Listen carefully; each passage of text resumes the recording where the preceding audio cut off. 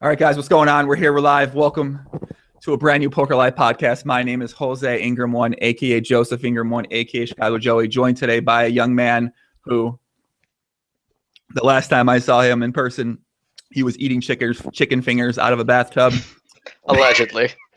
No, this is a fact. There may or may not be receipts. There was a couple women in this bathtub around the bath. Whatever. Let's get into it, man. We got Daniel Dvoress. Dvoress. No one knows. I don't even know. See, I tell people to pronounce it like Dvorak with ES at the end, but I can't say it myself. I think you gave it a pretty good go. I'd say it Dvoress. All right. Dvoress. Daniel Dvoress, a.k.a. How do you say your online name? Oxota? Yeah, people just call me Oxota. Oxota. So yeah. You're mainly so. Now this is interesting. So we've had some fun down at PCA together. Me, my girlfriend Becca, your girlfriend Tara. Shout out to Tara. And the entire time I thought you were a former PLO player. For a short period of time, I thought you used to short stack 5-10 stars PLO games. And yeah, we had a little bit of confrontation there. So I'm still convinced you did. Are you sure you weren't a short stacker in the 5-10 PLO games on PokerStars like a couple years ago? 100%. I think I have played on stars like under 10K PLO hands lifetime, possibly even less. And pretty sure they weren't. Yeah, I'm pretty sure I wasn't short stacking either. So, and I played a little bit of PLO Zoom. Okay, I'm still not, honestly, like there's a short stacker. And so Reg, please tell me, it's a very similar name to him. It's not Crew Knight because Crew Knight never short stacked, but it'll come to me anyway. But so you're mainly a high stakes Nolan player, correct? Correct, yeah. But you've also played some sit and goes, right? Yeah, during the last year, I've been playing a lot of sit and goes. I change between game formats all the time. Partially for like logical reasons, I think it's good for game development, and partially just because like I find it's a lot easier to just like be motivated learning a new game. Mm. So you also trap, but you play live tournaments as well, or live pass and tournaments? Live cash and tournaments. Okay, you just fucking play everything, kid. All right, so you play high stakes online, no limit cash games, sit and goes, live tournaments, live cash games, online tournaments. Online tournaments under 10K hands of PLO, allegedly. And am I missing another variation of game? Mixed games, Chinese poker, open, like... no, never. I did give it a go, like learning OpenFace, kind of in preparation for PCA, because last year there were big games running, so I thought maybe I could give it a go. But I just got a little too busy. Yeah, I mean, playing 10 games... having to satisfy your girlfriend, working out, making sure they can't see your physique, kid. But I mean, maybe a kid may be in shape a little bit. He may be living a very GTO life. Don't be fooled by the collar shirt he's wearing right now. I promise this guy is. When you think about GTO as a way of life, I feel like you're one of the guys that people might think of. Yeah, you have to be balanced, Yeah, you're balancing us with that collared shirt, Poppy. What are you? Is that a button up? What are you wearing, dude? Yeah, it's a button up. Oh my God, look at that chest hair, kid. All right, man, he's a man too. Yeah, all right, chest hair, yeah. This is gonna be a fun one, man. I'm excited to have you on. I'm very excited. Are we gonna get Tara? Is Tara gonna come say hello during the cast as well too? Possibly. She's just in the room over, and I heard her squeal as he said that. So. Oh, she's excited. Mm-hmm. Dude, she's cool. That's funny. But yeah, we're gonna talk about PokerStars meeting. We're gonna talk about all kind of fun stuff. Let's just get off started. So our goal here is to not get you sued. Okay. So I'm gonna preface everything. I want you to pause 5 seconds before you answer anything. Because so Daniel attended a recent PokerStars gathering with the likes of allegedly David Bazoff. No, you could say who was at the meeting. Okay, David Bazoff, Eric Holreiser. Not sure if Mr. TOS Lee Jones was there in attendance. Lee Jones was not. Bard was there, and Severin was there. So Severin is head of Poker Room. Bard has a similar position to him as well. And also, or I think he says it board. Okay, and it was attended by PokerStars players Donnie Stern, longtime friend, guest of the podcast, Ike Hollywood Haxton, and I believe Daniel Negreanu was there as well, correct? Correct, yeah. And so you guys signed a NDA, a no disclosure agreement. And if you break that, what happens? Bad things. I would like to avoid getting sued by the SEC. So yeah, I think there are some misconceptions about the nature of the NDA. So it wasn't like we showed up and Amaya or PokerStars like forced us to sign an NDA so we can't talk about the meeting. Like that wasn't their intention, wasn't the point of the meeting either. However, as we were dealing with a publicly traded company and they were showing us kind of insider information, uh, we had to sign an NDA so that we don't disclose anything that can affect a potential investor. So basically, I can't say anything that would affect someone purchasing Amaya stock. Interesting. So in theory, I mean, I'm guessing this is probably a prevalent thing that happens in that world. You could tell somebody who tells somebody who tells someone, and if they make a purchase, then it sounds like it's a hard thing to end up being tracked back to somebody like you. Yes, I suppose. And I guess this sort of stuff happens in life kind of all the time. However, I don't intend to be like the starting point for that. Yeah, no, I mean, I didn't mean you. I meant just like in that world, this has to be something that happens like all the time. Like, how can they possibly prevent this from happening all the time? And like all these, like, there's so many. How can they possibly police it that well? I don't think they can. But like certainly any public statement that you make. So the line is basically, I can't disclose anything that wouldn't be available to like an average investor or an average like member of the public being interested in purchasing stock. I guess that would be the rule of thumb. All right, we're going to try not to do that. So the meeting, so PokerStars put this meeting together. Obviously, it was in response. I believe Daniel Negreanu allegedly was the one who sort of helped to get the meeting set up. And it was an idea that was proposed, I believe, on a podcast that I think it might have been the three-way that we did with Ansky and Daniel. And so how did you get invited to the meeting as one of the three player reps, I guess you can call them? I was talking to Ike a lot. I was talking to Donnie a lot. I was also talking to a lot of the Russians who were kind of behind the whole, behind a big chunk of the protest.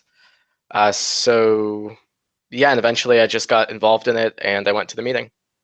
All right, so going into the meeting, what did you expect to find out? Like, did you expect to have, like, maybe make a case for why some of these changes were bad for PokerStars, and here's why you guys should potentially reverse these changes and bring back Rakeback or SNE, or like what was going into it? What were you sort of thinking was going to happen, or you would find out there?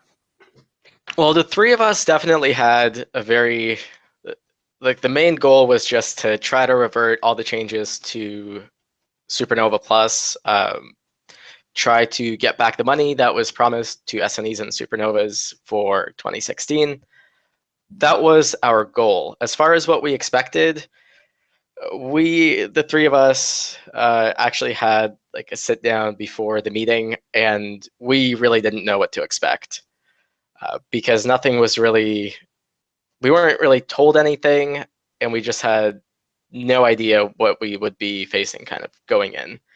We knew that they were going to show us some data that would, like their position was that we're going to show you data that will make you see why these changes were right.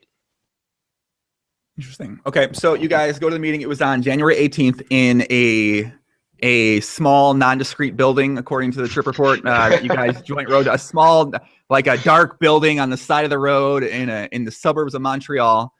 And so, like, when you walk in, is it like what's the scene like? Is it just like, you know, people like what like there was a receptionist there. Yeah, we walked, like there was just a normal door. It was, I believe, just a one-floor building. We walked in. There was a couch, a receptionist behind the desk, and that's it. And then we showed up, and Sean Nikolaev, we missed him. He was at the meeting also. He's the VP of Amaya. He introduced himself and brought us into the boardroom. So get in the boardroom, and then I guess the presentation gets started pretty quickly, and sort of what happens. So yeah, they started the presentation. I mean, it was kind of like a prepared slides.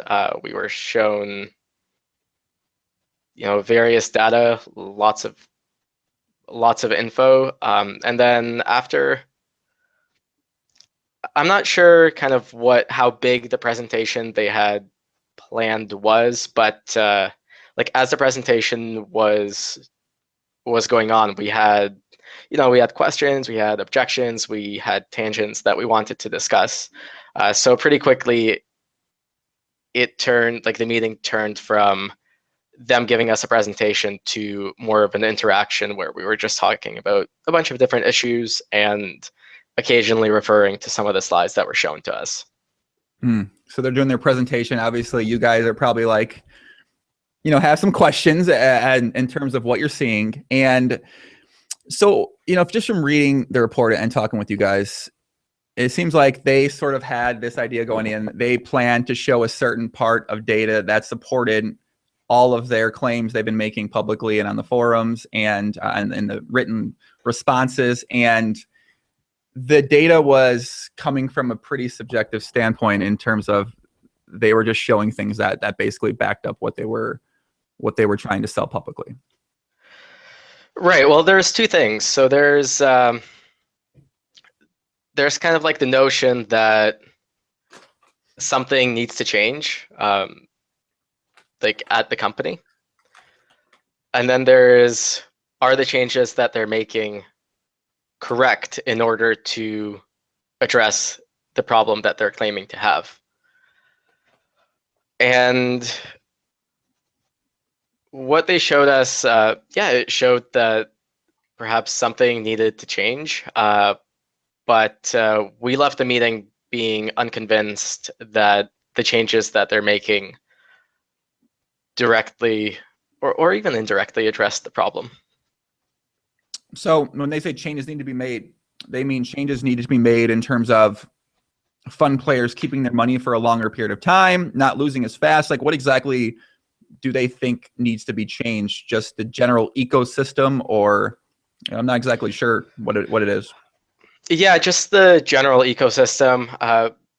Yeah, it's tough because I do have to talk about this like kind of vaguely, and I'm trying to Don't get sued. think Come back on, kid. to what. Please don't get sued. Yeah, don't get sued. Please. I'm trying to think back to what they have also posted publicly, but basically, yeah, they want to. Of course, they want more deposits. They want deposits lasting longer. They generally just want a better environment for the recreational player. So, and it seems, did you get the sentiment that their idea of a better environment for the recreational player was, things like the spin and goes, the jackpot pokers, those sort of gambling games with people who aren't necessarily beating the game for a big win rate, rather than those fun players playing something like the high stakes cash games, or even mid stakes cash games, or really any stakes cash games. So yeah, there's so many mixed things here. I do think that like one of the if there's anything really positive that came out of the meeting is that kind of everyone in the room, everyone on the Stars and the Maya side, seemed to express a lot of interest in keeping high stakes around. They thought that that was a very important part of their product.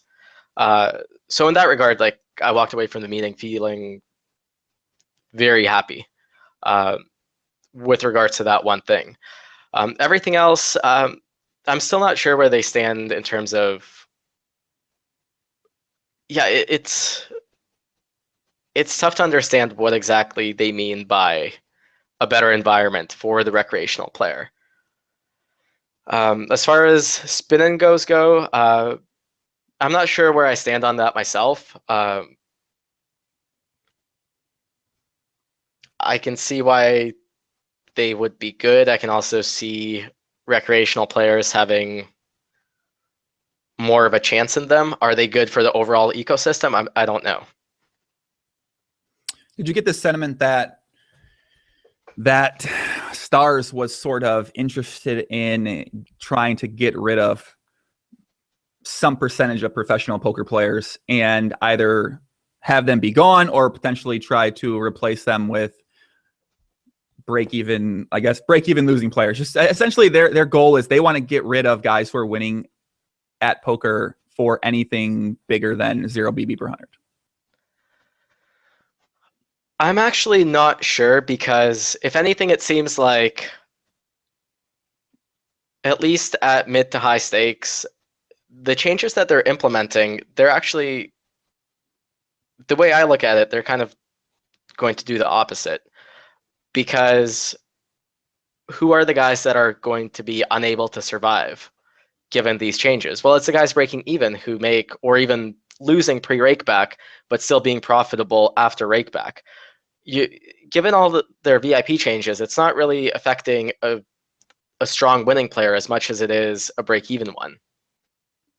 I think it still affects the guys who are that 0 to 2 or 3 big blind per 100 win rate though as well, because those guys aren't going to be able to play with those break-even losing players, and they're going to be playing in theory more with guys who all have a better win rate than them. So I feel like those guys are also affected too.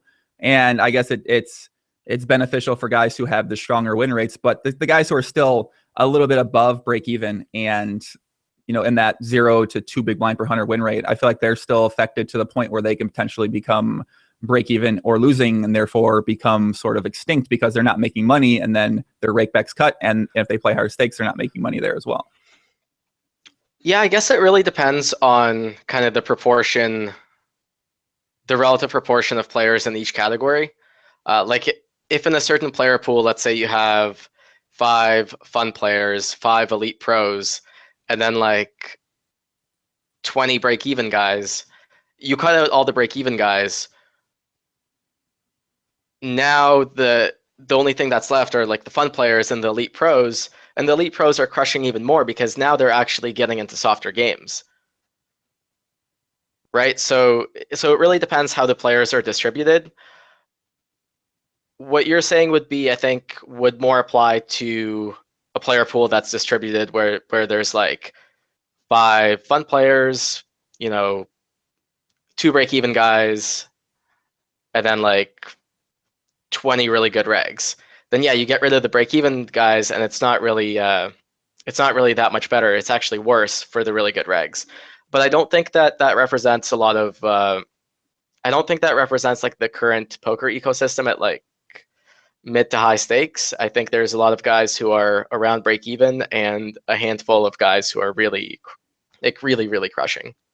I guess in that scenario that I just talked about, it could be more of a hurt on the as you go down in stakes rather than the higher stakes. So those guys who are those 1 to 2 big blind per 100 winners at the micro stakes, small stakes, let's say that they are making money off that. They're living off of that and living off their rake back. Well, if their rake back's now potentially cut to a smaller proportion, then because obviously people cash out money. A lot of people, when they're trying to become a professional and they're a winning player, they're still cashing out money to pay bills and pay for things. So now they still need to cash out the same amount of money, but now their games are getting harder. They're making less with rake back, and maybe those guys are sort of eliminated from pursuing being a professional because they just can't win enough money in the game. So I think it's something to think about, though.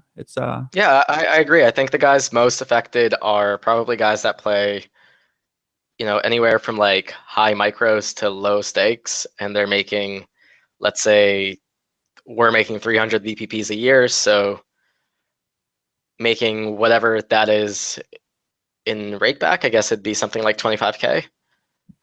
And then, breaking even otherwise and still making a good income if they're from, a country with like a lower average income. They're making 25K USD per year, which is pretty good. But now they're definitely going to be the most affected. Yeah, I definitely agree with that. Yeah, I guess, it's just like you're taking. So when you actually look at the exact numbers, so if you're a guy who plays 3-6 and 2-4, and you make 600,000 BBPs, what is the actual difference in, because you're not Supernova Elite, so you're not making the full 70% rate back in that situation. So you're making basically cap next year at 30%, and only cities are getting the 45%, right? So yeah, that's still a pretty big. It's still yeah, it's a big jump, especially if you were like at like 500-600K VPPs.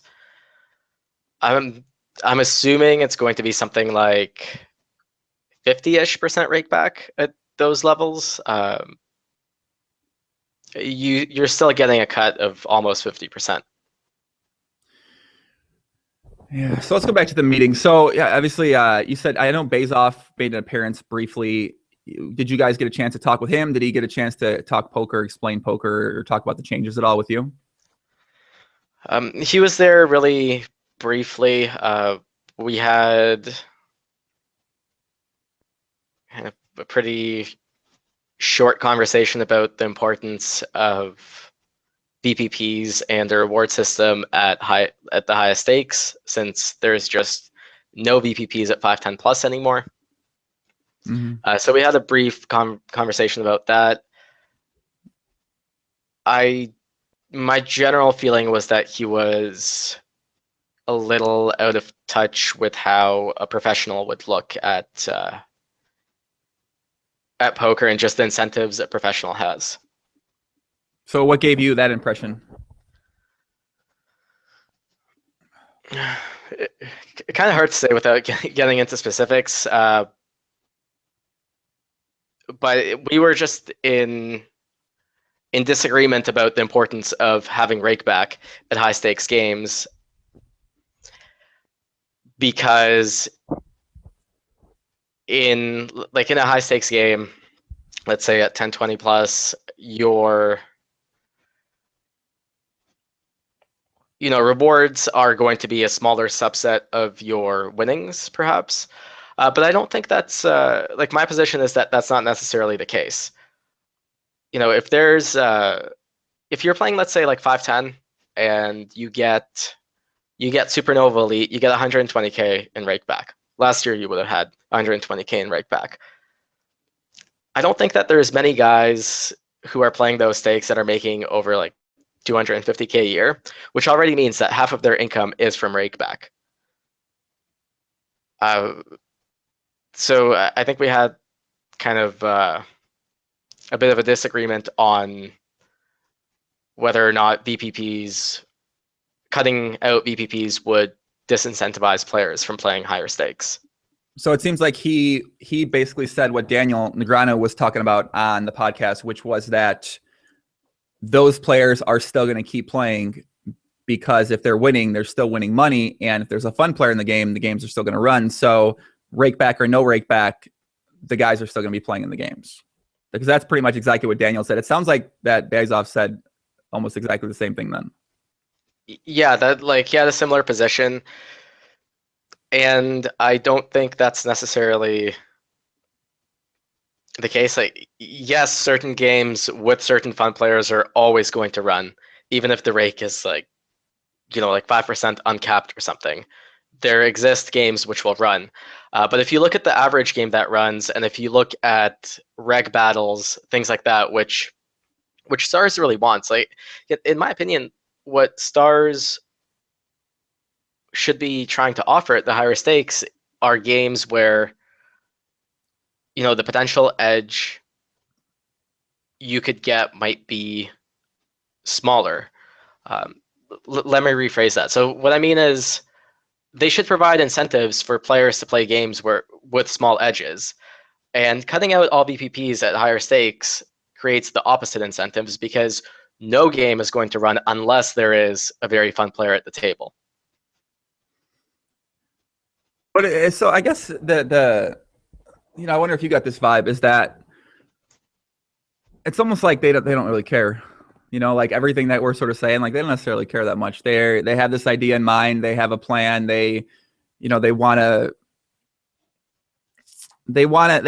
want to keep these core elements that have made Poker Stars and online poker what it is or what it was, but they want to change the ecosystem just to make it more less, just the win rates be lower, the variance is higher, the rake they take in from each games is bigger, and like it really just seems like they want to get rid of, like they just don't care if the professionals stay or go, basically. So if they stay, they stay. If they go, they go. And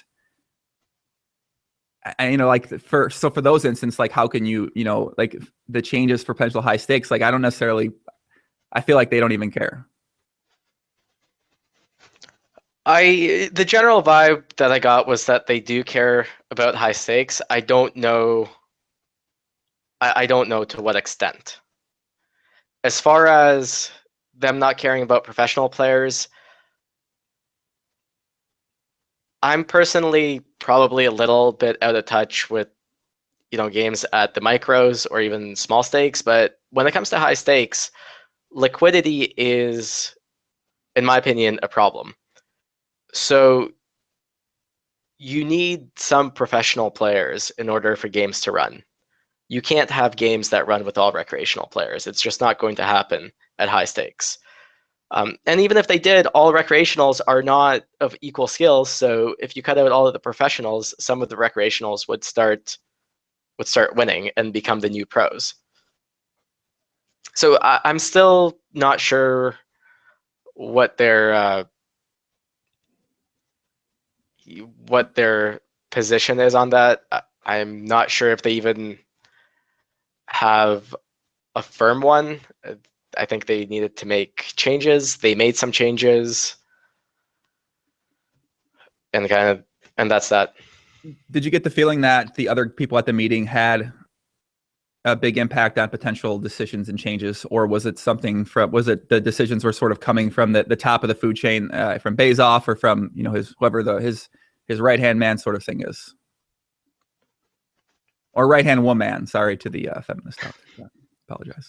I'm right hand person. I'm a little bit unclear about that in terms of where the changes were coming from. I did sort of get the feeling that, you know, there was certainly a lot of internal discussion among PokerStars people and Amaya people in terms of when, how, and what changes to implement. So I don't think the process was as simple as someone from the top saying, do X, Y, Z, and that being executed. I do think that there was a lot of back and forth within the company. In terms of how much influence do people that actually know, you know, particular games, how much influence that they have in terms of making the decisions and in terms of kind of, you know, determining exactly what sort of things they will implement, I'm still unsure about that. So the meeting wrapped up, and Daniel put something on.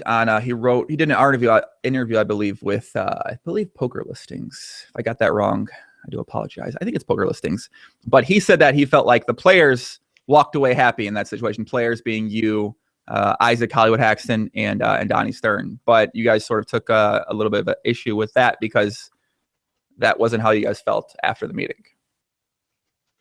Yeah, so I think he did kind of correct himself on that. That he said, you know, we were happy while he was there. He had a flight, so he left the meeting a little bit early.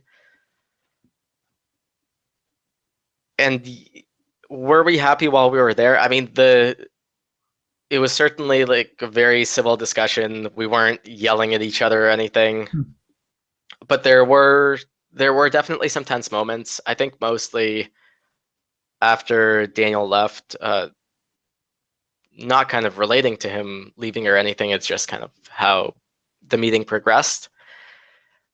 When we walked away, we were definitely not happy. We kind of feel that we failed on our main goal in terms of we were not able to revert any of the changes. So we were upset about that. And also we were just not very satisfied with all of the data that was shown to us. So when you think about it after, was it like I feel like even if nothing got accomplished, like you just planning, like you guys sort of having this ability or opportunity to interact with people who could potentially influence decisions. And I feel like they probably respect your guys' opinion about these different things. So you bringing up the ideas, or you sort of stating your side of what you guys think or what you think should happen in the future, even if nothing happens immediately, it could be something that, Bezos thinks about, or the guys in the meeting think about, and they sort of, figure out a way to think about it. So, I know, I don't think you guys have said it's like, I think it was a good opportunity, but like, even if nothing happened, I still don't think it's like a wasteful opportunity. I think that you never really know the type of positive impact it could have on the future as well, too. Absolutely. I don't think the meeting was a waste of time at all. In the 2+2 thread, in the NVG thread, where we give the statement of the meeting, there are a few people who just reacted kind of like, well, nothing got accomplished. It was a waste of time. And I don't think that's what it was. All three of us, I think, are happy that the meeting took place. There were constructive moments. I do think /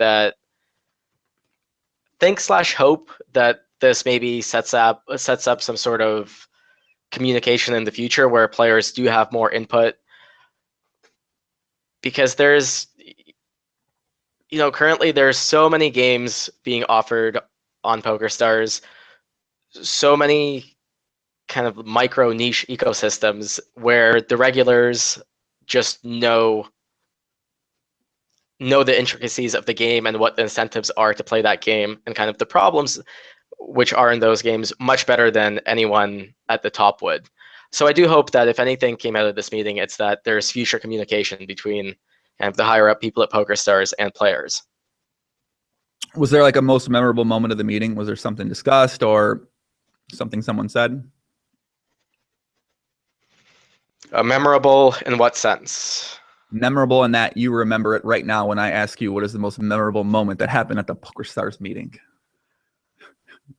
I think, I was just trying to think if you meant like good memorable or bad memorable. Any memorable, anything you took away from it. It was pretty tense when we were talking about kind of the changes and how we felt that rewards were promised to SNE and Supernova players in 2016, and how those were taken away. When we were discussing that, things got pretty tense. So I think I remember that part of the meeting the most. But it wasn't like one thing that was said where I still remember it or anything. Yeah. Yeah. I mean, when you think about the changes, man, they basically just took away a couple $1 million. They just basically kept a couple $1 million. Like, fuck it, Well, it's more than a couple. How many? About how much is it? About how much is it? It was like three. Was it SNE's like 3 something? So 75. So it's just in for next year basically. So let's not move, not 2017, but just 2016 potential. Assuming all those guys get SNE again too. I would say that it would be at least 20 to 25 million. I'm very certain that whatever the number is, it's not below 20. It's for sure double digits. It's kind of crazy. They just, fuck it, we're gonna keep this. Like, yeah. It's fine. No, we've have it on the site. We made the changes. We still advertise Supernova Elite on the site. We have it, your potential awards for next year and what you can earn, but we're just gonna take it's. I mean, maybe that's how businesses work. Maybe this is how these billion-dollar companies, these multi-million-dollar companies, this is how they do business. They just say, "Fuck it, let's take." I don't think that's how good businesses work, though. Some businesses may work that way, but it doesn't mean that it's good practice to do it. Especially in an industry that's so delicate. One of the things that still kind of bothers me about this whole thing is that, and I think this bothers a lot of other players too, is that the communication between kind of PokerStars and the players, especially prior to the meeting, has been very... When I was reading some of the communications from PokerStars, I felt like they were treating me like a child. Not me personally, but kind of the statements that they were putting out. And I think it's important to realize that professional poker players as a collective are very smart, analytical people. So I don't think you can just go ahead and make kind of regular PR statements that other companies can make and get away with it.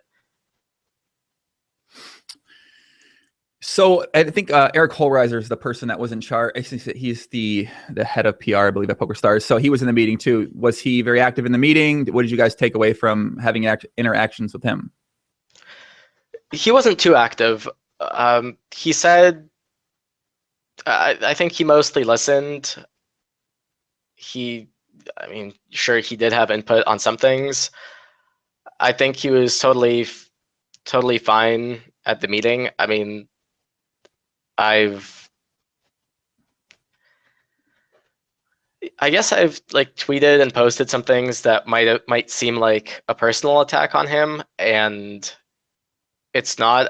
If anything, like after the meeting, I definitely have more of an appreciation for how difficult his job must be. Like he has other things on his plate, I think, than these VIP changes. So his job's pretty hard. But having said that, it's kind of no excuse. So the things that he kind of posted in the PokerStars blog before and after the meeting, some of them I didn't really like the language that was used. And again, I think it maybe would have been acceptable language for a different audience, but not for professional poker players. Do you think he could have done more at the meeting? I do think he could have done more at the meeting. That was a joke, right? No, okay, yeah. Okay. Oh, I thought you were doing the hashtag. I try to troll subtly, but sometimes I gotta let one obvious troll out of here. So, and that, yeah, of course, that was a joke. I think not at the meeting. I mean, the meeting was more. The discussion was more technical things and not kind of the PR stuff. Yeah, there was some of that, but it was more technical. So I don't think. I think there were other people at the meeting that had just more kind of valuable input because of their position in the company. I do think that what the media that he's kind of the blog posts that he's put out could have been done better. Yeah, I would imagine like whatever his job, you said his job has to be hard. Like I imagine whatever he wants to put out, like he doesn't ever get to put out actually anyway. So whatever he has in mind, he has to, run it up the powers that be. So ultimately whatever comes out probably is, I mean, I would just imagine it's a mixture of people, and like, a lot of people get upset at him, and naturally because he's the head of PR, he's the person who is supposed to be responsible and who you're supposed to really get upset at. But I would have to imagine that it's not necessarily his fault for what's being and situations. I definitely feel a little bad for him in that regard, where a lot of the times, whatever he's writing about, whatever he's communicating, those aren't his decisions. And someone has to communicate the decisions that were made, but naturally the person communicating those decisions is going to, be kind of the one scrutinized for them. Yeah. Derminator says, did you guys talk about the changes or even things like eliminating seat scripting? Ooh. Was there any talk of anything of that nature, of potentially altering the way that seat scripting or seat selection is? So yes, there was talk specifically about that. They are addressing the problem. Don't get sued. Yeah, so they're addressing the problem, but I don't think I should be talking about how they're addressing it, because I don't want to kind of talk about any part of their product development. So we could potentially be seeing some changes to the way that works in the future here. Yeah, and they're obviously not fans of seat scripting either, so they are being, or to me at least, it seems like they're being pretty proactive in terms of trying to eliminate them. I want to say, like, as people that are poker players, that didn't make much sense actually when I think about it, but I think what I was going to say is I don't have much faith in whatever the fuck they're going to come up with. Like, I mean, you know, the system now with Zoom and with how it is with the seat scripts, like, you know, I don't think it's like that terrible, really. I don't think it's like bad. Is it like the most GTO optimal way? Like, probably not. But I also don't have much faith in whatever they come up with being good. I imagine whenever they come up with, people are going to like, and maybe there's an argument that people are going to not like whatever they come up with. But I think especially the faith that you should have in PokerStars to make a change that everyone likes or is even good from some people is, you know, I don't know. I don't have much faith. But then again, Zoom came and a lot of people like Zoom. So, you know, Well, you have to. I mean, of course, you're not going to please everyone. Even if you're talking about seat scripting in particular, let's say you have a perfect system for eliminating, seat scripts, and you make them useless, and you can enforce this 100%. Sure, but like you're not pleasing everyone because now the seat scripters are definitely going to be pretty mad. So of course, there's no solution that can please everyone, but I do think that the high stakes game environment at least could really be improved. Currently, as soon as a recreational player sits, the table is full in under a second. Yeah. As soon as a new player sits, every seat is going to be snap reserved, and there's just no arguing that can't be a good experience for the recreational player. As a recreational player, they could think so many things. First of all, it must not feel good for the table to fill up as soon as you sit, but also recreational players can get like some thoughts that aren't even related to what's actually happening. Like they can think that everyone's like colluding against them because they sat at the same time or whatever else. And those are the last things that you want customers to think.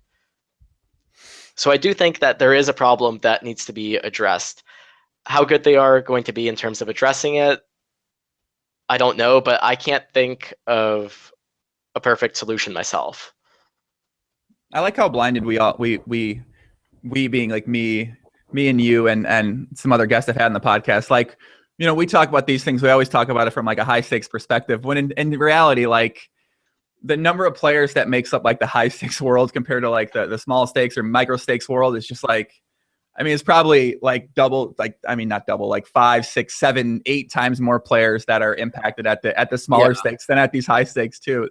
And we always think about it like, all right, like let's think about it from this perspective. But, you know, I wonder if, yeah, I feel like, you know, maybe some of this stuff is actually better overall because it has a positive impact down the food chain for more people that are impacted by it. For seat scripting, I think high stakes, really I should have said like 2-4 plus. I don't really see seat scripting being a thing below like 1-2. I could be wrong, but I just can't really see that being the case for multiple reasons. First of all, seat scripts are usually expensive, at least good ones. And I don't think it makes sense for a person that plays 100 NL to be spending a bunch of money on a seating script. I also think that there is just more liquidity and ability to get on tables without a seat script. There are just more tables. The wait lists probably move quicker. You don't have the situation where if there's a fun player in a 10-20 game, no reg is getting up unless they like really have to go somewhere. So the wait list never moves. New tables don't open up without fun players. I don't think it's as bad at the lower stakes. I fucking hope not, man. I really do. That'd be terrible. I mean, I gotta say the number of hours I've observed at anything of the lobby working under 1-2 at PLO or no limit over the past couple of years is less than 5 minutes. So, you know, I can't necessarily make an informed opinion about that in terms of if the seat scripts affected there, you know, exactly what the ecosystem's like there, but I really hope not. Tom Bannis, my buddy on YouTube, says, where does Stars feel the majority of the rate comes from? The pros or the newbie recreational player? So I'm just trying to think. Yeah, we had kind of a disagreement related to that at the meeting, I think. And I don't know if that's the right question to ask anyway, in the sense that, well, yeah, again, it's a liquidity thing, right? Like, if you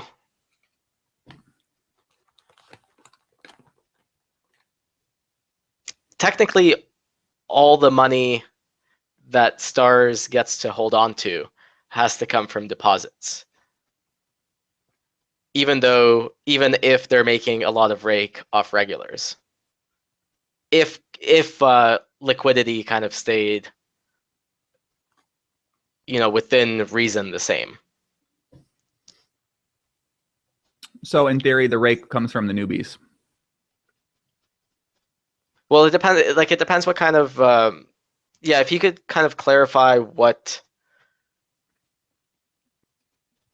he's asking, because like if he's asking where does the money that Stars makes come from?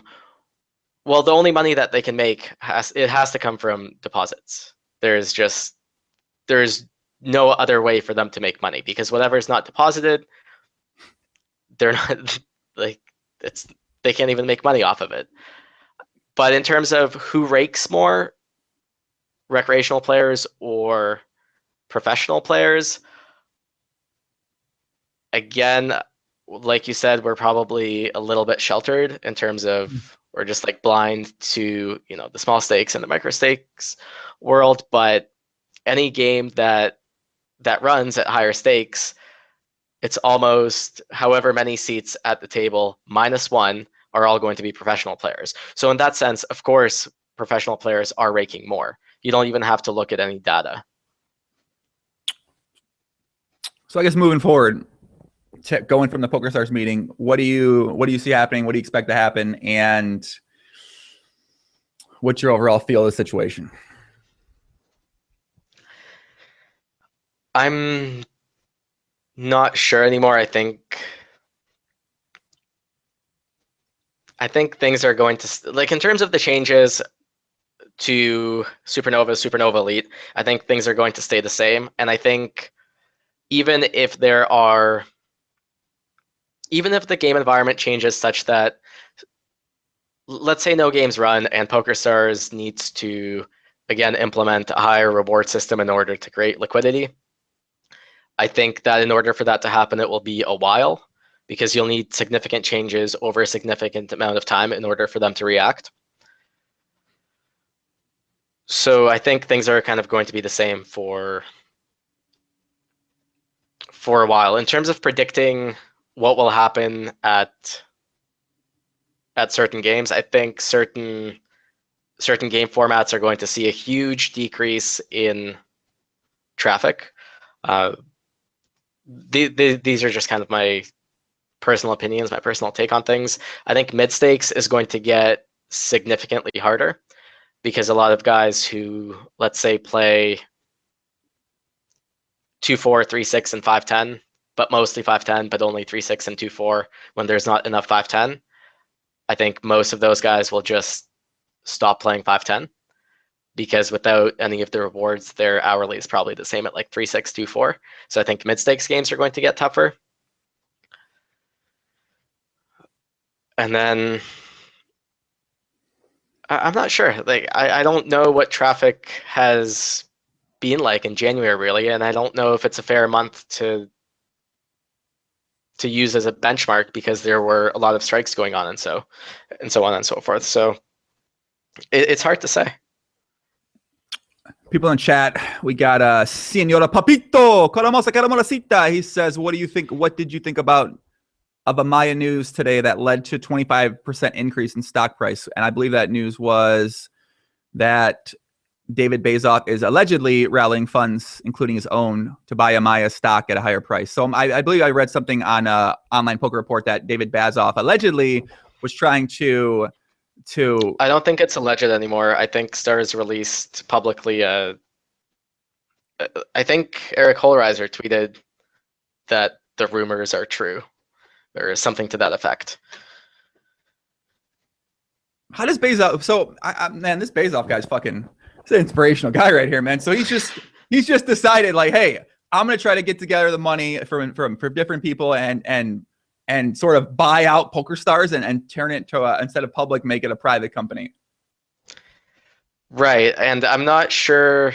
I don't know enough about finance to even know how that would work, because it seems like he's trying to get enough shares in order to own a majority of the company, but that doesn't make it private as far as I know. Right? Yeah, Like, let's say he owns 51% of the shares, it's still a public company. Or am I wrong in that? he wants to buy the whole company, like buy Okay, out. that's not what I heard. I heard that he just wanted to buy a significant portion, but not all of it. Okay, so he wants to buy all of the company. Allegedly. I mean, I'm not sure what to think of that. I just read the news today. It could be good in terms of, I think they can do more in terms of planning for the future, in terms of planning for the long term if they are privately owned. I can see how that would be the case. But I don't even know what to think at this point. So I don't know.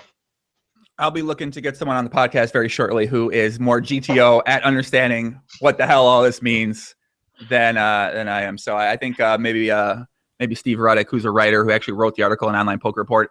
I want to do a pod with him already, but this might be a good opportunity to do something with him and talk with him about it. Man, this Bezos guy, dude, you imagine he's rallying the funds, just getting the people together to yeah, he makes deals done apparently. I know, man. Like, I mean, maybe we should have more faith in him. I don't. I mean, maybe he's just trying to make as much money as he can from this situation and make as much money from this situation for the professional poker players, or even the people who are trying to win at poker. If like that's sort of who it affects, so those people are going to be upset. But in terms of like people who maybe want to have fun, maybe those guys get to have more fun this way. And David Bezos makes more money. Like I don't know. I guess he's got to be good at what he's doing. So I imagine he's.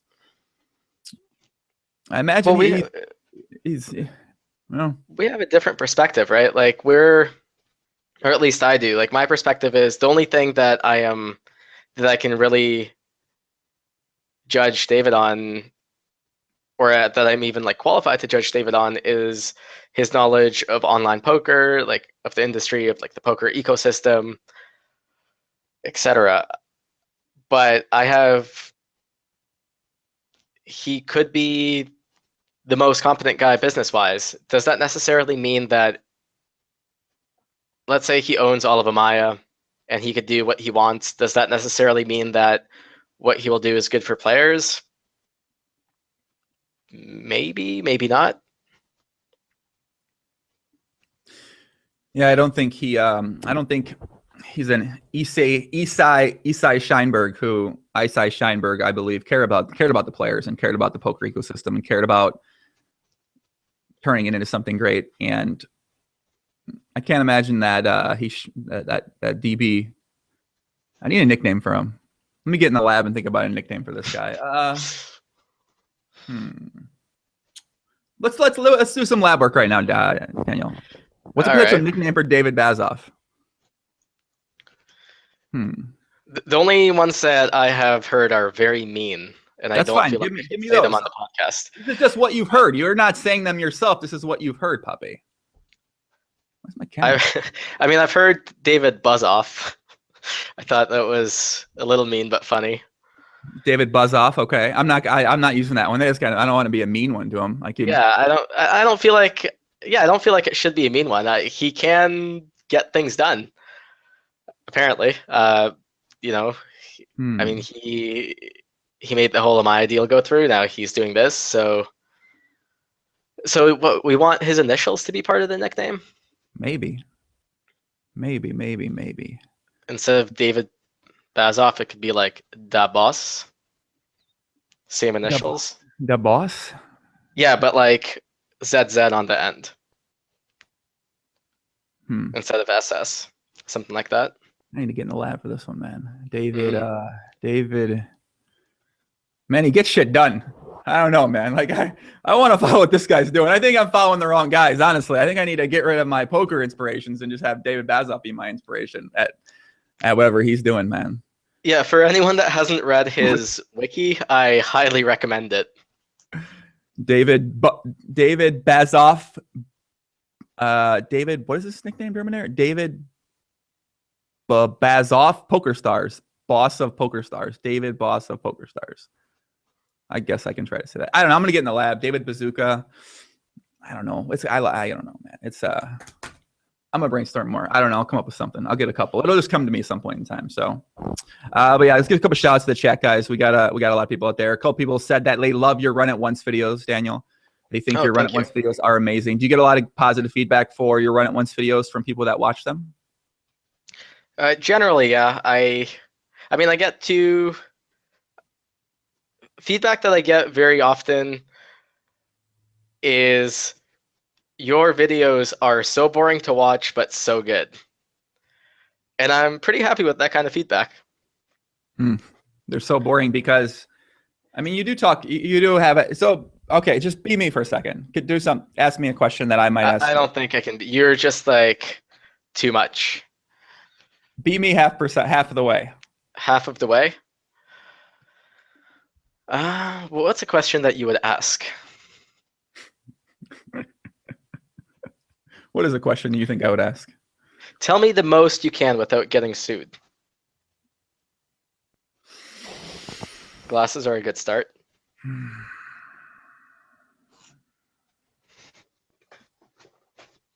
You know? Do I really look like that? I don't know what I'd like to say on the subject. I'm trying to be specific without being too specific because I know I can only say a little bit, but I don't want to say the entirety of what I can't say. So that's it. And then you look at me and I'm like, oh, we're going to talk really now. Okay, yeah. Summarizes how I talk very well. That's it. Whoa, the camera got blurry. That's it. I think that's what I got so far from you on the pod right now. Yeah, you know, I try to attempt the best I can to talk about things that I don't have expert knowledge of, but I always feel like it's very important to qualify that you are not, you know, an expert in that area or that you just don't know and that you're guessing. In order, just so, like, especially when, I guess this relates more to Run It Once videos, there are certain things, certain concepts that I'm 100% on. And the way I talk about those concepts is very different than the stuff that I'm kind of wishy-washy on and I'm not so sure. And I feel that it's important for people to differentiate between the two. So I really try to tell people when I don't know. Can we talk about, like, do we spend enough time on this on the meeting stuff? Can we talk about something fun now? Sure. Let's talk about something fun. All right, Daniel. How long? Okay, good. Your parent, no one's watching this anymore. That matters. So, no one like your parents or family. So, down at the Bahamas, there was the PokerStars Caribbean Adventure that you went to, correct? Correct. Now, what was your most memorable experience from the PokerStars Caribbean Adventure this year, Daniel, in your opinion? There was the PokerStars party. That was pretty fun. And after the party, things got progressively more degenerate. I think that would be the best way to put it. I believe that you were directly involved in some of the activities. I was there. Would you care to comment? You know what? I might have been there. Correct. That's true. Go ahead. You tell. I forgot it was the night of the party. We saw Lee Jones, Mr. TOS, getting down, macking on some girls at the PokerStars party. Shout out to Lee Jones. Hope he had a good night. I saw him with he looked like he was having a good night. I only saw him briefly. I saw him with a young senorita. He was drinking a margarita, calling her bonita, saying mucho gracias, mama misa, and stuff like that. So he was getting down, man. Mr. TOS was surprising me there with the energy he was bringing to the nightclub there. But so the night ended. Obviously, at this nightclub, a lot of drinks were consumed by many different poker players, many different people. And now what happens next for that night that you can think about here? So at some point, Tara and I left the club and were walking back to the cove, which takes forever, even longer when you've been drinking. Mm-hmm.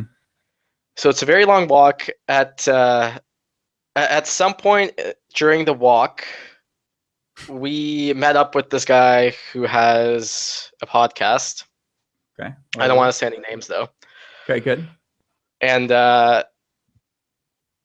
somehow 5 minutes later, we ended up in the ocean. Hmm. Yeah. Hmm. Hmm. Interesting night. It was an interesting night for sure.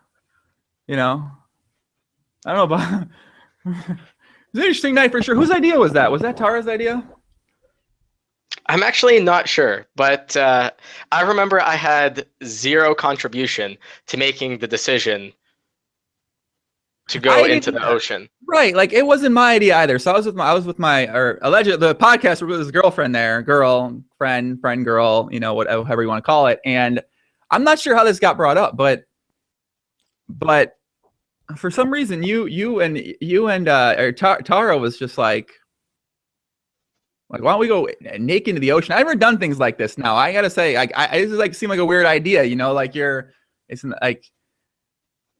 I don't know, man, but everyone else seemed excited about the idea. I was like, you know, like you would think I'm a crazy person, but I don't know. It seemed like is this like something that you and Tara, you and your partner like to do often? Is this something you guys frequently do in Toronto and when you travel on different trips and stuff like that? I'm actually not sure if we've definitely been swimming naked, but it's not like a regular thing that we do. Like it's not like a pastime, like. But it has been done before. Okay. But no, I wasn't. I was not even consulted on this decision because I believe at some point I was talking to you, and the girls were talking, and then 3 minutes later we just it got sandy, and then there was water. Now, for anyone watching out there that's thinking about doing this, would you recommend this in the future? Highly recommend. Highly recommend. Yeah, I had sand everywhere for days, man. There's a little out of line how much sand I had everywhere. Yeah, that was the only drawback. Well, the thing you could do though is after you get sandy, you can find like an outdoor pool and get kind of rinsed off in that pool. That helps with the sand. I think we tried something like that and got kicked out by the Bahamas security, huh? Unfortunately, but yeah. The plan was good. It's kind of weird for me. I got to be honest. A little weird. There's like people running around naked, like girls are doing cartwheels and like handstands and backflips. I'm like, what the fuck is that?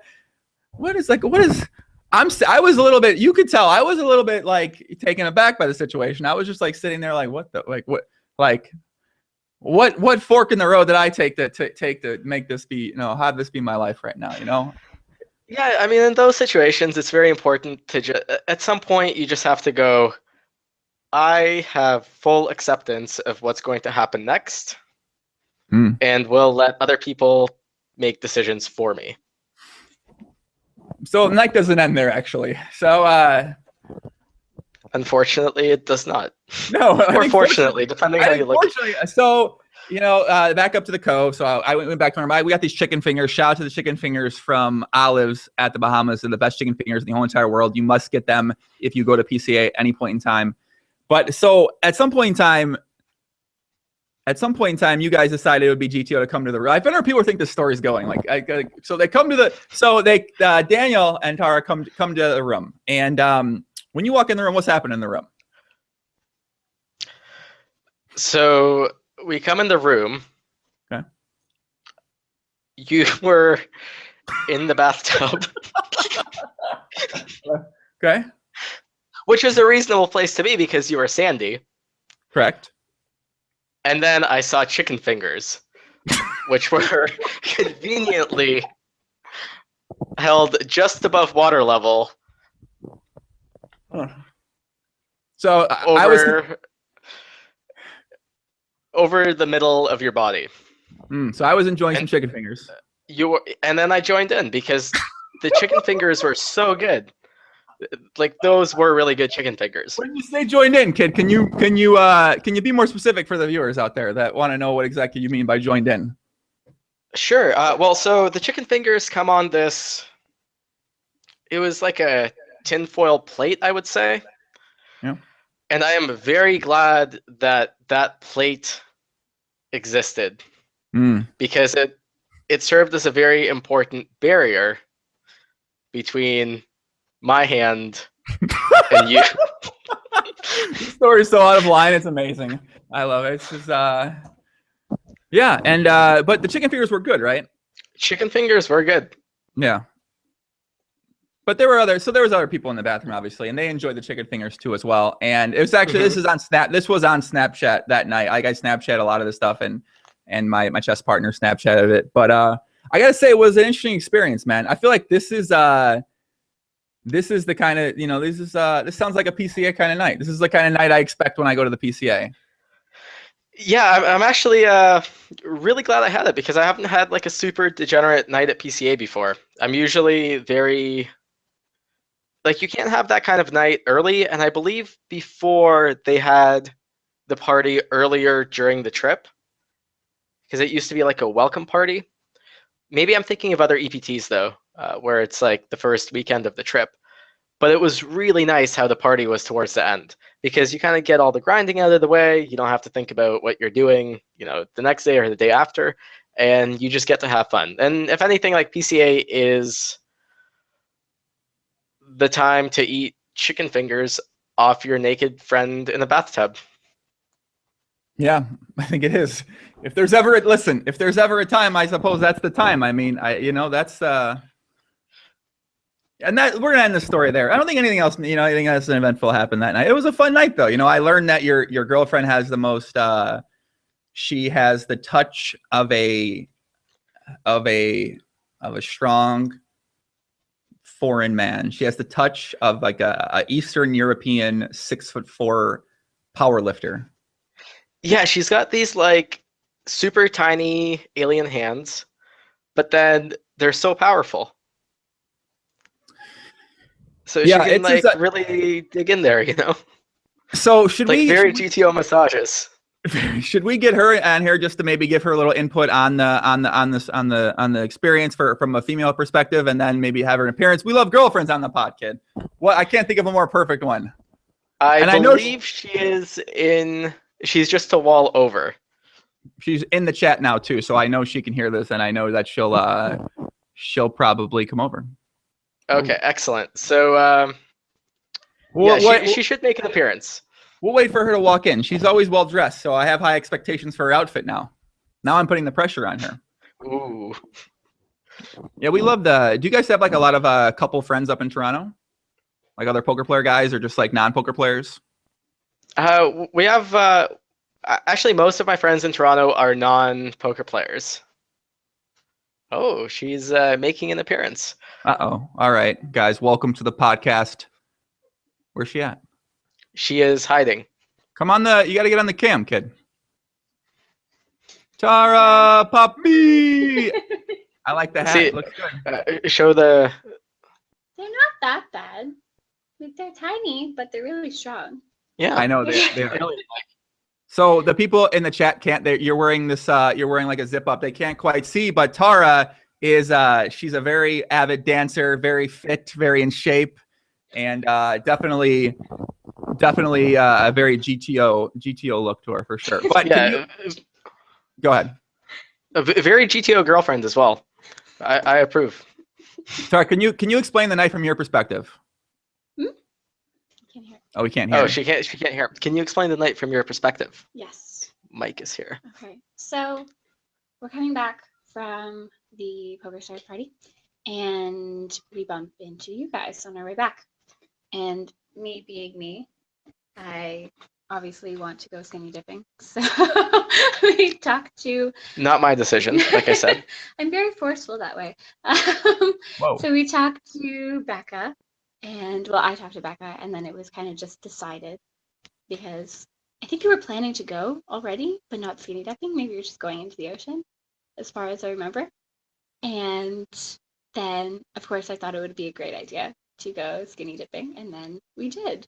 And we were there for maybe about an hour Jesus. or so, 45 minutes. Yeah, I actually can't believe that we were in the ocean for so long and on the beach. And I think we got cold. No, well, yeah. During that hour, there was lots of backflips, you're right? Cartwheels, running into the ocean. And then we got out and we were pretty cold. So when you're cold, you want to go into something warm. And the cove pool is pretty warm. So we did that and we got kicked out by security. I would like to add, though, we were obnoxiously loud. obnoxiously loud. I think if we were quieter, it would have been fine. Okay, I want to add that you guys were obnoxiously loud. The girls, not me. I was not. I was being low key. We were obnoxiously loud. Yeah. But you don't realize you're being obnoxiously loud when you've had, how many drinks at the Bahamas? Bahamas drinks. Actually, I was thinking about this, and I think even though Bahamas drinks, I mean, they were free at the party, but Bahamas drinks, I think, even though they're expensive, per ounce, they're better value than most other places. Like, comparable to dive bars, because they don't have, they don't measure an ounce and a half when they make you a mixed drink. The bartender just, takes the bottle of alcohol, fills up your glass about 2/3 of the way, and then tops it off with whatever the mixture is. I haven't thought about that much. That's an interesting thought. Thank you. I haven't broke it down from that perspective lately. Yeah, so I think they're actually pretty good value. So Tara, in retrospect, the night was great. You guys had a fun night. Is it a night that you'll remember from your PokerStars Caribbean Adventure trip? Yeah, definitely. I kept the wristband even. I put it in my memory box. Of course you did. Will you guys be at the World Series of Poker this year together? Well, you have school, right? I'm in school. I'm still not even sure I'll go. Possibly. Well, I look forward to telling another story on the podcast at some point in time. No, guys. I know people out there are thinking some weird shit. Listen, guys, come on, man. Get your minds out of the gutter, listeners out there right now. So, but that's all I got to say. Nothing. All that happened, we went skinny dipping, then we ate chicken wings in the bathroom. And a steak. And a steak. It's not real with a steak. Yeah, whatever. All right, Tara, do you want to say anything? You want to say anything to people out there? You guys, everybody that I met at PCA was amazing. It's the first time that I really got to meet people that Dan played with. So it was really, really awesome to be properly greeted, and people, kind of knew who I was. And so it was just really, really awesome to meet everyone and see what you guys do and see how you all play. It's, different from watching online. It's very exciting. I definitely got very, very excited to see, Jan at the final table. And it was just an overall great experience to be around people who are so welcoming and so kind and so intelligent and really, really passionate about what they do. Who was your favorite person that you met there? Who was my favorite person that I met there? That's hard. I don't know. That's really hard. I can't actually choose one. Who was one of the favorite people that you met there? Sorry? One of the favorite people. One of my favorite people. One of my favorite people, probably Liv. She is so spunky and she's so direct and speaks her mind. It's very, very. It's Tata, you got the nice hat on yourself right now. I think I really like that hat, Tata. It looks good on you. Pretty much, yeah. Yeah. All right, everyone loves Liv Voree, so that's not a surprise to hear. Everyone loves Liv, so that's not a surprise. Yeah, that makes sense. All right, Tara. Thanks for coming on. Thanks for making an appearance. We look forward to seeing you in the chat, my friend. Good to see you. Nice to see you again, too. Bye. Bye. I'll tell Becky you said hi, even though she said you guys text now for some unknown reason, which is interesting. But oh, yeah, they do. Interesting. They're girls, man. They texting all the time, huh? Yeah. I always wonder what they're texting about. because all of like any text that I send is, you know, like valuable information, like logistical stuff. It's never just like what do you think they text about? I've been thinking about this actually. I don't know what they text about. Like, hey, what are you doing with how is class going? How's school going? How's your teaching going? I don't know. I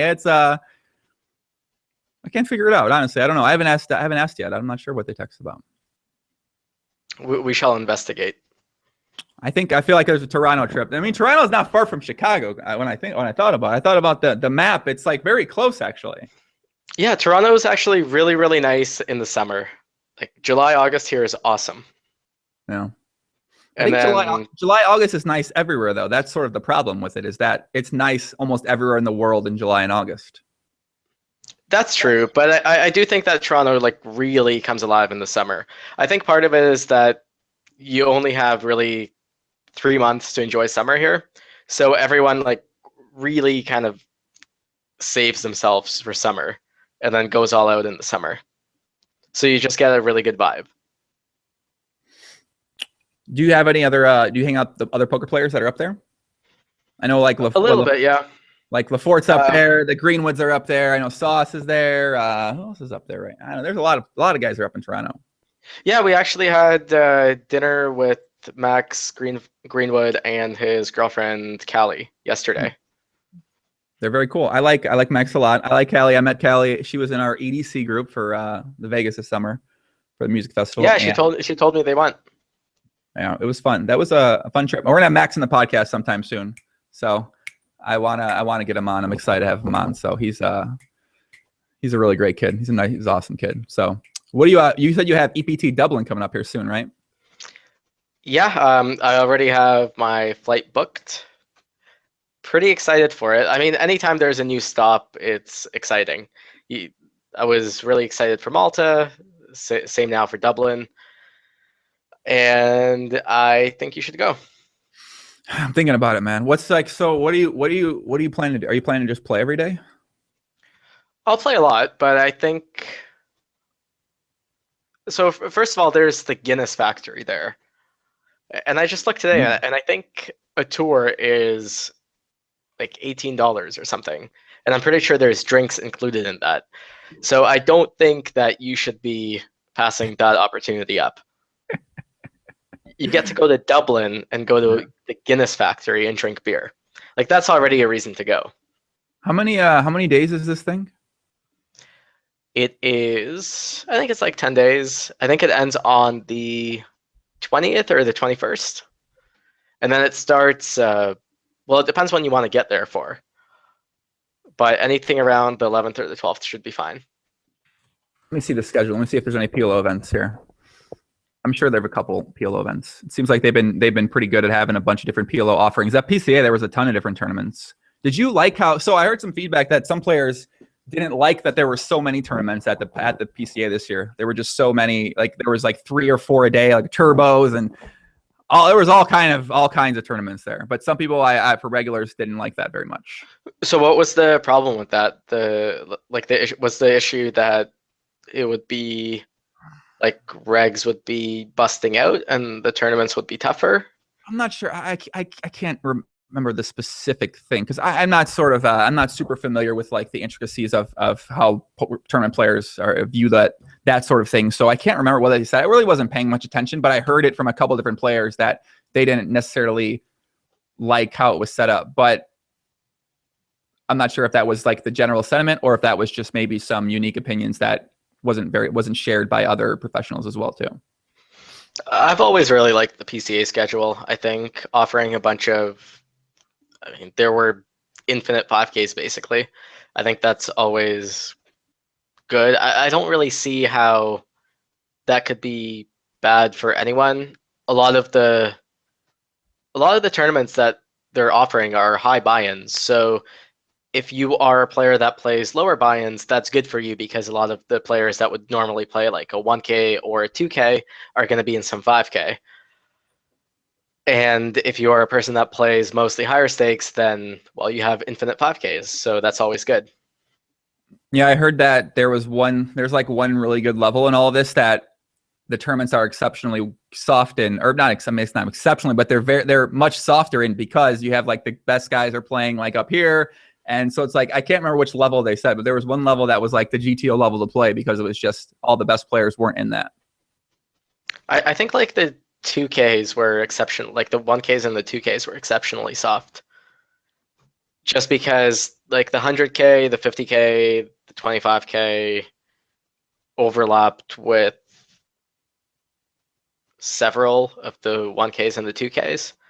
And then you have like the 5K turbos and whatnot as well. What event did you final table down there? I final tabled the 100K and I final tabled the 50K. That's it. Just that 50K and 100K, huh? Just those ones. That's it, huh? Yeah. Not bad. It's not bad. What place did you get in both of those? 7th and 6th. Yeah. Well, you're probably gonna win an EPT Dublin event now because you came on the podcast. Probably. Yeah. Is that how it works? Yeah, it is. I think so. Wow. I mean, unless you got to be, I don't know, man. Like, I think I guess so. I would have re-rolled you a piece, but too late now. Nah, it's all right. I don't. It's okay. I don't mind.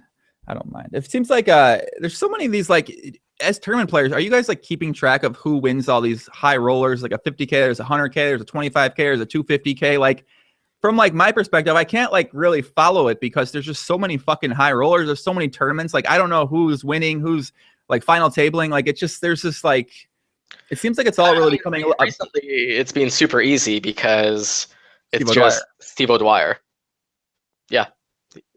He just wins everything. So I think he's made it really easy.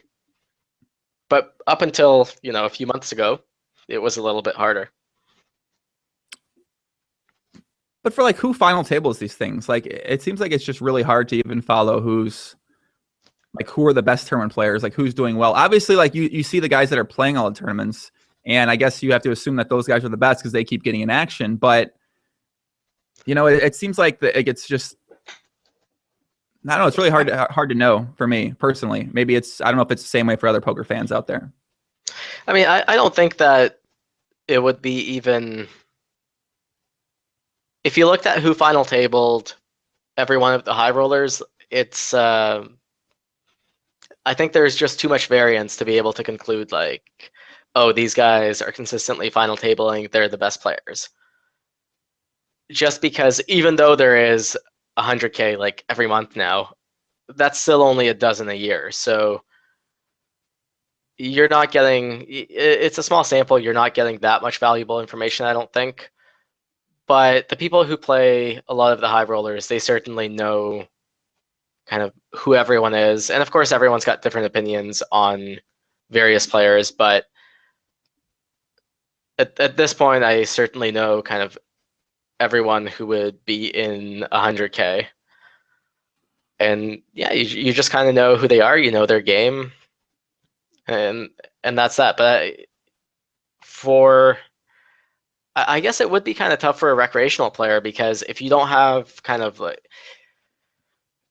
previous information about how good someone is, then it would be tough to evaluate based on who's consistently final tabling, especially because the fields are getting bigger.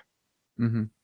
That's what I mean from like a fan perspective. It's so hard to know like who's like, I guess if you're a fan, you just assume whoever's playing these events is probably some of the better poker players.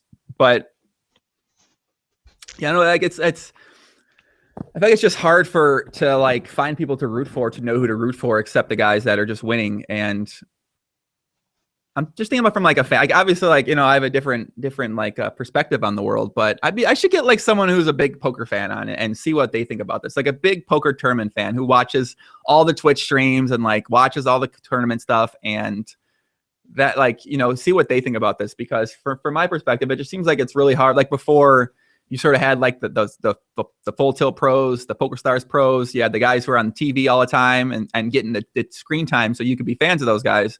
But now it's not really like that, it feels like, anymore. So it feels like it's just, the personalities are different, more subdued, and the exposure is lower. And, I wonder who people are fans of outside of somebody like Fedor and the guys that have been around for a bunch of years now. Yeah, I think for a recreational player, maybe I guess they would they necessarily attach themselves to someone who's doing really well? Because I would think it would be more fun to attach yourself to someone with like a really interesting personality or someone that reminds you of yourself or without like find some reason outside of their results to root for them. Don't you think? Yeah. Do you feel like there's many interesting people that are, if they are, they're shown as interesting, like people who are the general poker audience would say, hey, that guy is interesting. Like I find him interesting. I think so, but again, maybe I have like a skewed perspective. But I think generally for myself, like I find live poker to be super interesting in general because I don't think that there is another environment where you have, so many people in one place from such diverse backgrounds with, you know, such diverse worldviews. So like in that regard, I think that, and also people that are playing like 100Ks, for the most part, they have pretty strong personalities. Like they know who they are, they know what they're about, they're not afraid to put it out there. So yeah, I definitely do think that in the high rollers, there are pretty much everyone has a strong personality, and I don't think it'd be that hard for a recreational player to find someone they really like. I guess you got guys like, if you love women, you love pussy. You got PLP, Pussy Loving Pertouche. He plays those events. Fedor is the young cat. The young guy, the Mr. Steal Your Girl. Stuff like that. And you got who else plays these 100Ks? I guess Connor, quiet guy. Steve, pretty quiet Yeah. guy. I'm trying to think like who, if I think about who plays these tournaments, who do I think plays it? Like that's all I can think about. I don't know any about Timex, Mike McDonald, known for the stare. He can woo you with his stare, woo you with his heart, woo you with his soul. Phil Ivey, obviously. Phil Ivey's like the. Yeah, I mean Scott Seaver. Yeah, there's Ike, Bryn Kenny, Dario Sammartino. I mean, there's so many guys that are regularly in these now. Sam Greenwood plays a lot of them too. Yeah, there's just so many different personalities, and I genuinely do think that they're all really interesting. Are you in the top 1,000 for the GPI? Yeah, I think. Yeah, last I checked, I was like, I don't know, 40 something, I think. Do you think you have a chance to get into potentially the Global Poker League? And is that something you'd be interested in? I'm still a little bit on the fence about it. Potentially, I do think that I think it's an interesting idea. I'm not sure how it will develop, and I'm still kind of on the fence about applying for the draft. Why is that? What are you hesitant about? What do you think might go down with it that might be not worth it for you to get involved with it? I don't think anything's gonna go down with it, but you are going to play a lot. A lot of it is going to be televised, and if you're playing high stakes with a small player pool and you have a lot of footage of you playing, I don't see how that can be beneficial to you. Oh, interesting. So you're coming at it from that perspective where your information, if it's on Twitch or if the matches are online and the whole cards are televised, so now people are getting an uncensored every hand look at exactly how you play in a bunch of situations. Exactly. Interesting. I think that's very important. I haven't heard anybody else mention that to me since yet I've talked about this as well either. That's is it known? I don't think it's known how much of the hands will be like publicly available. So obviously in the live telecast in like the cubes, there'll probably be all the cards available in that scenario. But there is going to be online happenings too in different formats as well. And I would assume all those whole cards are going to be televised as well as too. So that's actually something I hadn't thought about. I'm not sure about what it is for online, but kind of what I got was that it would be 40-ish hours per year that would be televised, which is quite a lot of hours to have your whole cards showing, I think. Did they say that was edited down into something, or that said that was the full entire spectrum of the match? And neither, I didn't get. I guess I didn't ask the question specifically enough. Wow. Yeah, that could be something that have any other poker players who are playing the high stakes tournaments, have they talked about this with you as well? Or have you heard anyone else talk about this? Not really, but I would assume it's somewhat of a concern for them, or at least some of them.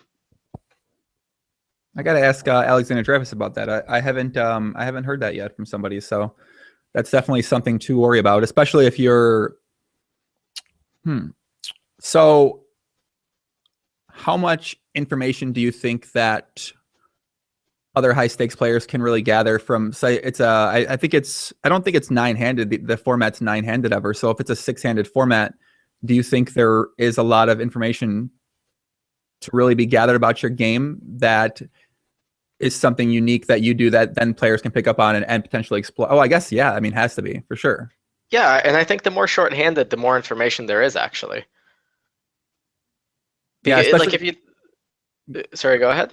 Not to say, especially in just figuring out your ranges in check back spots on flops and turns against when you're late position and they're in the blinds, or vice versa. And if they figure out your tendencies, if they can see a little bit of your tendencies, how you play those spots, then they have this information that you might not even know they have. So then if they're smart people who can, really think about what they're seeing and what you're doing and be like, oh, he's doing this because I think he's doing this. Well, then in the future, if you're playing against those guys, in a bigger event, they're going to be able to maybe exploit something that they know you do that you might not even know that they think you do. And you might not even be aware of that they're going to be able to exploit. And the value you lose in those situations potentially is something that isn't made up for in the value you gain from doing something like this. That's what you think. Right, yeah, and especially because it's going to be short-handed. Like, I've always thought that the wider ranges you play, the more information you get. The more people there are at a table, in my opinion, the more play converges. Like, you just can't open, 30% under the gun nine-handed. Mm-hmm. Right, so the more people, the more convergent the play is. But with wide ranges, I think that's where strategies differentiate the most, and that's where I think you're giving the most away. And I'm not sure that I have to think about it. I have to think about if the sacrifice is worth it. I wonder if it's something you could potentially sign up for, and then if it was something that you didn't like or didn't have you weren't a fan of, then you could get out of it or back out of it or something like that too. Maybe, but I don't. I wouldn't want to do that. Like, if I do commit to it, I do intend to be fully committed for the year, and do it right. Or if not, then not. I really don't want to be kind of I want to decide and then not be on the fence, Mm-hmm. John Cena Bay on Twitch says, I think players can also gain an edge exploiting you live because they can watch what hands they had and how they act on top of all that in terms of body language. Yeah, that as well. I'm not sure how much of that would be transferable to a high roller environment. Just because body language is much better hidden and masked amongst those players. Yeah, that, but also I believe that body language when it comes to poker is mostly associated with your stress levels. And when you're I just don't see people being that stressed in you're going to be more stressed at the final table of 100K than you are playing in the GPL. So people are going to behave differently when they're subjected to different stress levels. So I'm not sure that you could take something from here and apply it to a high roller environment in terms of body language. It's going to be exciting either way. I'm excited to follow it. The team captains and then the team names were announced, and it seems like they have some bigger names amongst the captains of the teams. I think that's going to help to get bigger players to participate on the teams as well. And, the draft's coming up next month, or this month, actually, the 26th, 6th or 7th in Los Angeles, which I will be there for. And I'm excited to see it happen. I hope that you sign up. Do you think you'd get drafted, kid? Do you think that you'd be able to be privileged and honored and respected enough to get drafted? Possibly. I'd have to look at who the coaches are. The coaches? The managers, you mean? Yeah, coaches. the man. I guess. What Yeah, are they why did I say coach? Yeah, the team managers. I don't know why I said coaches. They're gonna coach you. I can see. Yeah, they're gonna. Moneymaker Daniel, listen, I'm gonna need you to start checking back more flops. You're opening too much here. Yeah, you're opening too much here, kid. Can you lower your VPIP from the big blind, please? Thank you, sir. I mean, maybe there should be a poker coach. Why aren't there poker coaches, actually? Why don't we have someone who's coaching us who can watch us from the side? Like somebody just watches our session like our coach. We pay our coach, and maybe he gets us like a 1%, or I don't know. Why isn't there a coach who can watch objectively and be your coach and be like, listen, motherfucker, stop tilting in that spot? Like, well, I think it's because any coach that would be qualified to do that would be charging like $300 per hour plus. And if he has to stand beside you for like 10 hours at a live tournament, you'd be paying $3K a day, which is a little bit steep. I feel like we stumbled upon an idea here somehow. I'm not sure how exactly, but maybe we can do this and start a business and find some customers.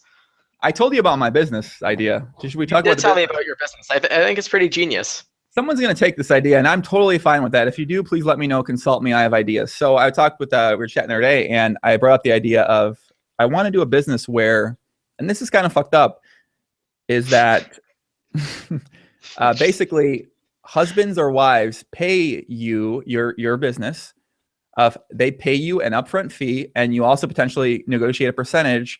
And the objective is that you get the husband or wife to cheat on their partner. Obviously, the relationship it's bad. It's in a bad spot. But the purpose of it is to help get the other partner, if it's a situation where they can't get the half of the money or whatever, or there's a clause or something like that, we then help them earn that by setting this up. And we have professional seducers that are part of the team who are professionals at seducing these certain people. And that was sort of the idea I had. What do you think about the idea? It's a crazy. I think it's pretty genius. Would you be a professional seducer? No. I would be the person who finds the client. So I would be the one that's going around the cities, the big cities like Chicago, LA, New York, and I would find the people who are interested in this type of thing. And then I would, I have my squad of my hitters who are females, top of the line females, top of the line Sean LaForte like males. And yeah, so we get in there, we take an upfront fee, and then we also get a percentage potentially on the back end of it. We have to think about who you would hire. Like, who would be on your team of seducers? Lee Jones, obviously. I think Lee Jones. I feel like Mr. TOS Lee Jones would be the person who. Maybe he wants to make some extra money. Lee, if you want to make some extra money, hit us up. Let me know. He could be the one who goes after the older clientele. Yeah, well, that's what I was thinking. Most of the clientele that you would be dealing with would be in, like 30s plus. So he'd actually be perfect. So he could get the older women then. Mm-hmm. It's not bad. Lee, listen, Lee. If shit goes down at Amaya Poker Stars, let me know. Hit me up. I got a spot for you. Down here in South Beach, man. I got a spot for you, kid. Let me know. I think that's a good idea, honestly. I think it's not very a pimp, but I've thought about this far too much, by the way. And this is like an idea I genuinely want to do. I also have some other ideas. Do you have any business ideas, Dan? Just share an idea with. You're a GTO guy. I have another idea I'm going to share with you. Ideas. Nothing that I can think of right now. It's all been kind of poker for me for forever. Not that I've invested in things, but everything that I've invested in has been like people I trust being like, hey, this is good. Nothing that I've thought of. I should start. You should. I have another one. I'm just giving away ideas. This one's actually a good idea. This is actually a good idea, and I'm sure it already exists, but I'm never worried about if something exists, because I'm always worried about if I do something, I'll do it better than someone else. But the idea is it's surrounding Las Vegas. It's a great place, right?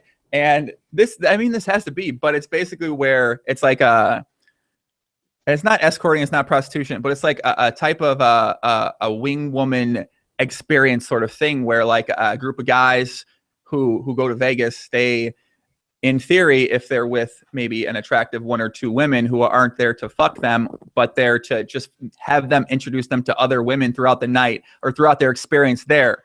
And they just, and I mean, it's like, I know it exists. It has to exist. It's such a great idea. Like, I would pay for the idea because I think it'd be fun. Like, if you have a disposable income.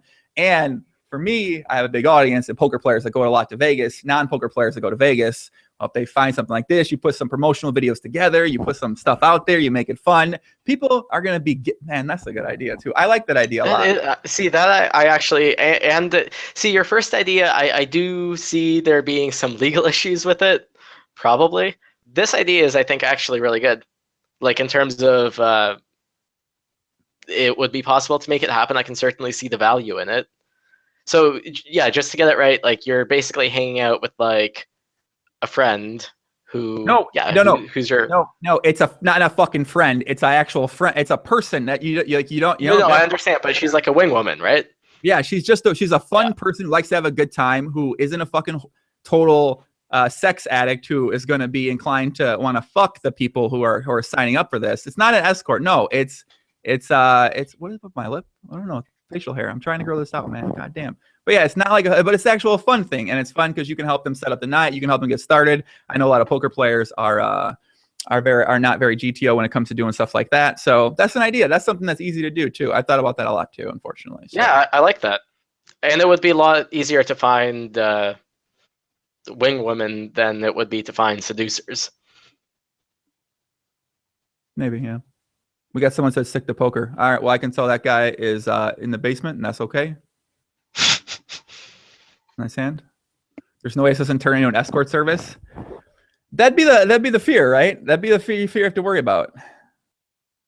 If the guys, well, you'd hope not. I mean, I don't know. Yeah. Well, I mean, how would it turn into an escort service? Well, then maybe the guys start like, oh, like I'll pay you to fuck me to the woman or something like that. Like, you gotta, hopefully the woman's getting paid. Like, hopefully that would be the trick in hiring. You hire someone who isn't going to do that. Right. Exactly. Yeah. I was going to say right. You just have to hire the right people.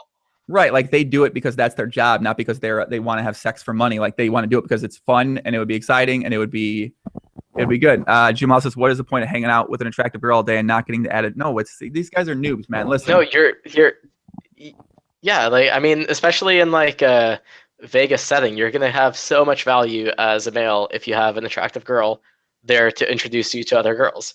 Like, you are, like, instantly validated or whatever. Mm-hmm. All right, I'm getting that started. Jamal's not getting it. I'm having that set up for It's like an Uber service for the series. It's like an Uber service for parties. That's true. That is pretty true. All right, Carrot Dog has a poker question. Can you ask Daniel, how do regs make money in 100Ks and 250Ks? If almost everyone is a top reg, where does the ROI come from? Just businessmen ? Or some regs that aren't really that good? So yeah, I think that's an excellent question. I think every high roller definitely has some fun players. Usually it's not that many, but I do think that there are substantial edges between regulars in the live high roller environment. Can I, Daniel, finish this thought? I've been drinking too much water. I'm gonna go relieve myself in the facility. Okay. Okay. Thank you. No, you're supposed to talk about the question, Poppy. Yeah, I'm thinking. I'm thinking what to say next. Okay. Yeah, I think there's just substantial edges between regulars. Obviously, this is just my kind of like my opinion on things.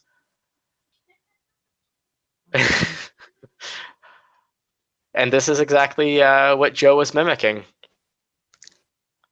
Keep going. Yeah, I know. I can hear you. I'm just. Can you hear me peeing? No, I can hear you yelling at me to keep going. Okay. I was just thinking if I should give like a more mathematical breakdown of, like, let's say there's 40 players in a in a high roller and like, if like a breakdown by ROI. But I've definitely like sat down to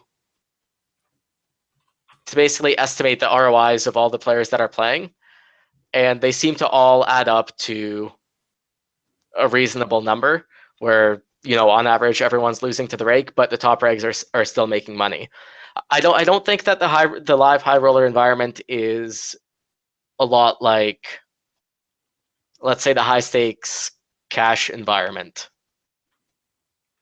where in that scenario all the regs are very highly skilled and of equal skill, and there's just one fun player. I think in the live high rollers there's just so many edges between regs. Do you think these edges that are available are apparent? Well, I mean, obviously delusion's a big thing in poker because people are delusional about where they have an edge and who they have an edge against. So I do you think that it's a case of a lot of regulars who might not be winning who think they have edges in a bunch of spots that they probably don't? Yeah, I think it's that. I also think it's hard to know in a tournament. In a tournament environment, because like in a live tournament environment where samples are so small and there's so much situational variance too. So I think it's a combination of people just having like big egos, overestimating themselves, and then just it being naturally hard to know. Like someone can run situationally very well and over the course of like 6 months be making kind of like seemingly genius decisions, which are actually kind of bad.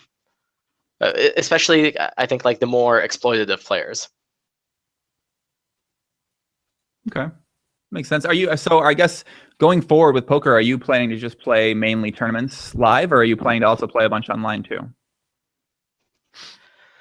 I mean, going forward, I've played pretty much like every format now, so I think everything's available to me. I am going to make big changes this year from last year. I'm just not sure what those changes are. Like last year, I played a lot of sit and goes. I don't think that's really an option anymore with the lowered rakeback. Just because in sit and goes, most/all of the money that you're making, especially in the hyper formats, is going to be from rakeback. I am going to stick with playing a lot of live tournaments. I'm not sure if it's necessarily the best hourly, especially after you factor in all expenses, but it just seems kind of like the most plus life EV.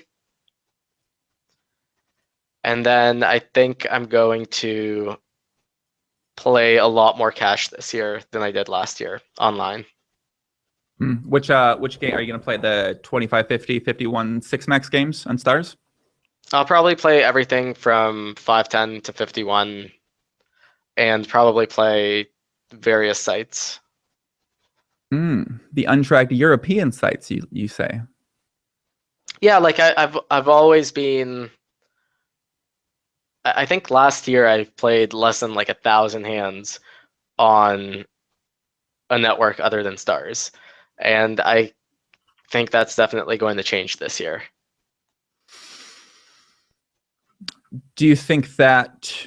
Well, obviously, you think this. Do you think that you still have a big edge, and do you think that your edge is big in these cash games online? And if so, why haven't you been playing them? I feel like there's more money to be made in the online cash games if you're as compared to sit and goes. So why did you decide not to play those? I don't think that's. I mean, last year I don't think that was necessarily the case. Volume at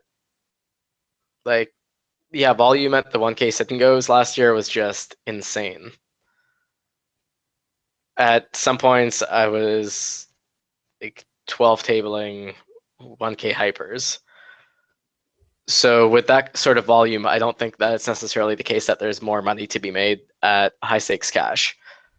It also it depends too. Like right now, there's so much other stuff. Like I think you pretty much have to have a script to play to be able to put in good volume at high stakes on stars right now.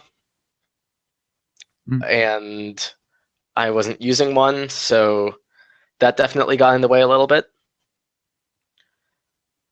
So, and there were just like other kind of what time of the day is best to play considerations as well. Like with sit and goes, I could basically play like a normal work schedule, which I really liked. With cash games, when I was playing a lot of cash, very often I would end playing at like 6 or 7 in the morning. Which, even if you're making more money at that point, it's not necessarily the best life decision to be doing that. I disagree. You disagree? Yeah. I would have disagreed with myself 2 years ago too. You know what? I've been trying to convince myself, but honestly, I love it, man. Like last night, I finished up, played a 12-hour session of 10:20, ended at 5 a.m., went to bed, felt fucking great, man. I'm done. Listen, I'm done feeling bad for my sleep schedule where I might go to bed at 6 a.m. Like I just want to. I'm love it, man. I love that life. I really enjoy it the most. Like, you know, waking up 8 a.m., 7 a.m., 9 a.m., like having like a schedule. Like I don't know, man. It's just. Well, it's not that I had like a schedule. It's just that. Yeah, like I said, 2 years ago, I would have disagreed with myself, but then, I mean, like with dating Tara too, it's like I just didn't like going to bed when she was waking up. Yeah.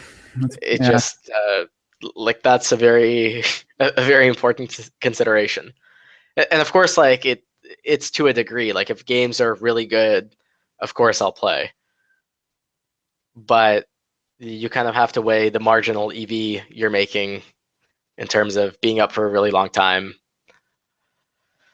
and making a bit more money versus other life considerations. I've always, as much as I love poker, I've always thought that, you know, kind of like the reason that I'm playing poker is so that I can live the rest of my life how I want. And when going to bed at 6 in the morning and waking up at 2 p.m. doesn't coincide with how I want to live the rest of my life, then it just stopped making sense a little bit. These comments are great. Who is this twat? I love these comments. They're coming on YouTube now. I'm surprised the Twitch comments are making their way to YouTube now. It's kind of amazing. Joey, when are you getting a jeans GTO cut? You look like a bum. Thank you. I do kind of look like a bum though. I shouldn't have. Listen, I gotta unban that guy because I don't like the negative comments. I like to keep things positive around here, but I do sort of look like a bum right now. So you make a solid point, actually. I mean, not a bum. Who's that? I'm just reading the comments now. I can't dignify his comment with a name, but I do kind of look like a bum. I could see that. You're right. Fair point. Let me get some shout outs, man. Marco Papi Coramosa Caramorasita Marco Wallin Papi. What's up, Marco? Giordano Bruno. Oh, you just got banned. Sorry. You're gone. Jadas. What's up, buddy? Hello. Oh, Traverse. Is that the who is this twat guy? Kevin Clarkson, fuck your sleep schedule. Maybe. Shout out to Kevin. Daniel, show of force out there in the chat. Richard Weston. What up, Rich? My boy Daniele Calette from Italy. What up, Daniele Balbalki? What up, kid? Let's see what we got out there. We got Nessie 6 Alex. What up, D-Dog? Killer. My name ain't Earl. Kyle Fly. You won. I donate. And I like that name. That's sick. Bant Central. What up, Bant? You want to give a shout out here? I'm just looking through the chat. There is. I don't think I recognize anyone. I'm gonna give a shout out to Giordano Bruno, even though he's banned. Who is this twat? I like that. Yeah, I don't like it. Kevin Berg, what up, Kev? Alan Holdsworth, what up, Alan? Paige Rano Nabota. Papi. What up, man? Show of Forces, like your videos, D-Dog. Yeah, so, but you mentioned earlier, like, you don't want to give away information for people that are playing tournaments, but you make videos on Run It Once, though, which is giving away information to your opponents that play high-stakes cash games with you, or the sit and goes with you. So I don't make sit and go videos, first of all, because Run It Once isn't really that much of a sit and go site. And secondly, because it's not even, I mean, yes, I don't want to give things away about myself, but I think that in a small player pool, it's also a little bit unfair to make like specific sit and go videos and talk about specific people. Like the thing about sit and go is it's a small player pool. A lot of the regs actually play very differently. So everyone's got their unique style. You make adjustments to their unique styles, and I don't think it would be fair for me to just go publicly. I guess not publicly, but publicly enough, and just be telling people, "Hey, I'm exploiting this guy by doing this because he does this too much or too little." So no sit and go videos. As far as giving things away about my game, I do think that I give things away about how I think about poker for sure. But most of the videos that I make are kind of theory-based videos and not live gameplay videos. So that kind of partially solves the giving away information part of it. Not the only reason I do it. I also just think theory videos are a better way of teaching than live play videos are. So yeah, basically I think the product that I offer is, while being educational, does not. The videos that I make, I would say, give people a lot of options and opportunities to kind of make progress in terms of their understanding of poker and make improvements to their own game, but they still have to put work outside of the video, to put work in outside of the video in order to do that. And I don't think it gives that much away about how I play specifically. So you're not worried about potentially making people that play in your games better, teaching them what you know and what you learn in the theory behind it, because those guys are going to be the ones who are putting in the work away from the tables. They're going to hear the knowledge and be able to really apply it to themselves, to their game at a much higher level than most people would. And obviously you're playing with those people, or you haven't been, but now you will in the future. So do you just think like it's worth it? The value that you get from doing it is worth that information in terms of they might get learning about you, or that how you might make them better? Or you just think it's not healthy to worry about that all the time? Part of it is that I don't think it's healthy to worry about it all the time. Obviously, there's a balance with these things.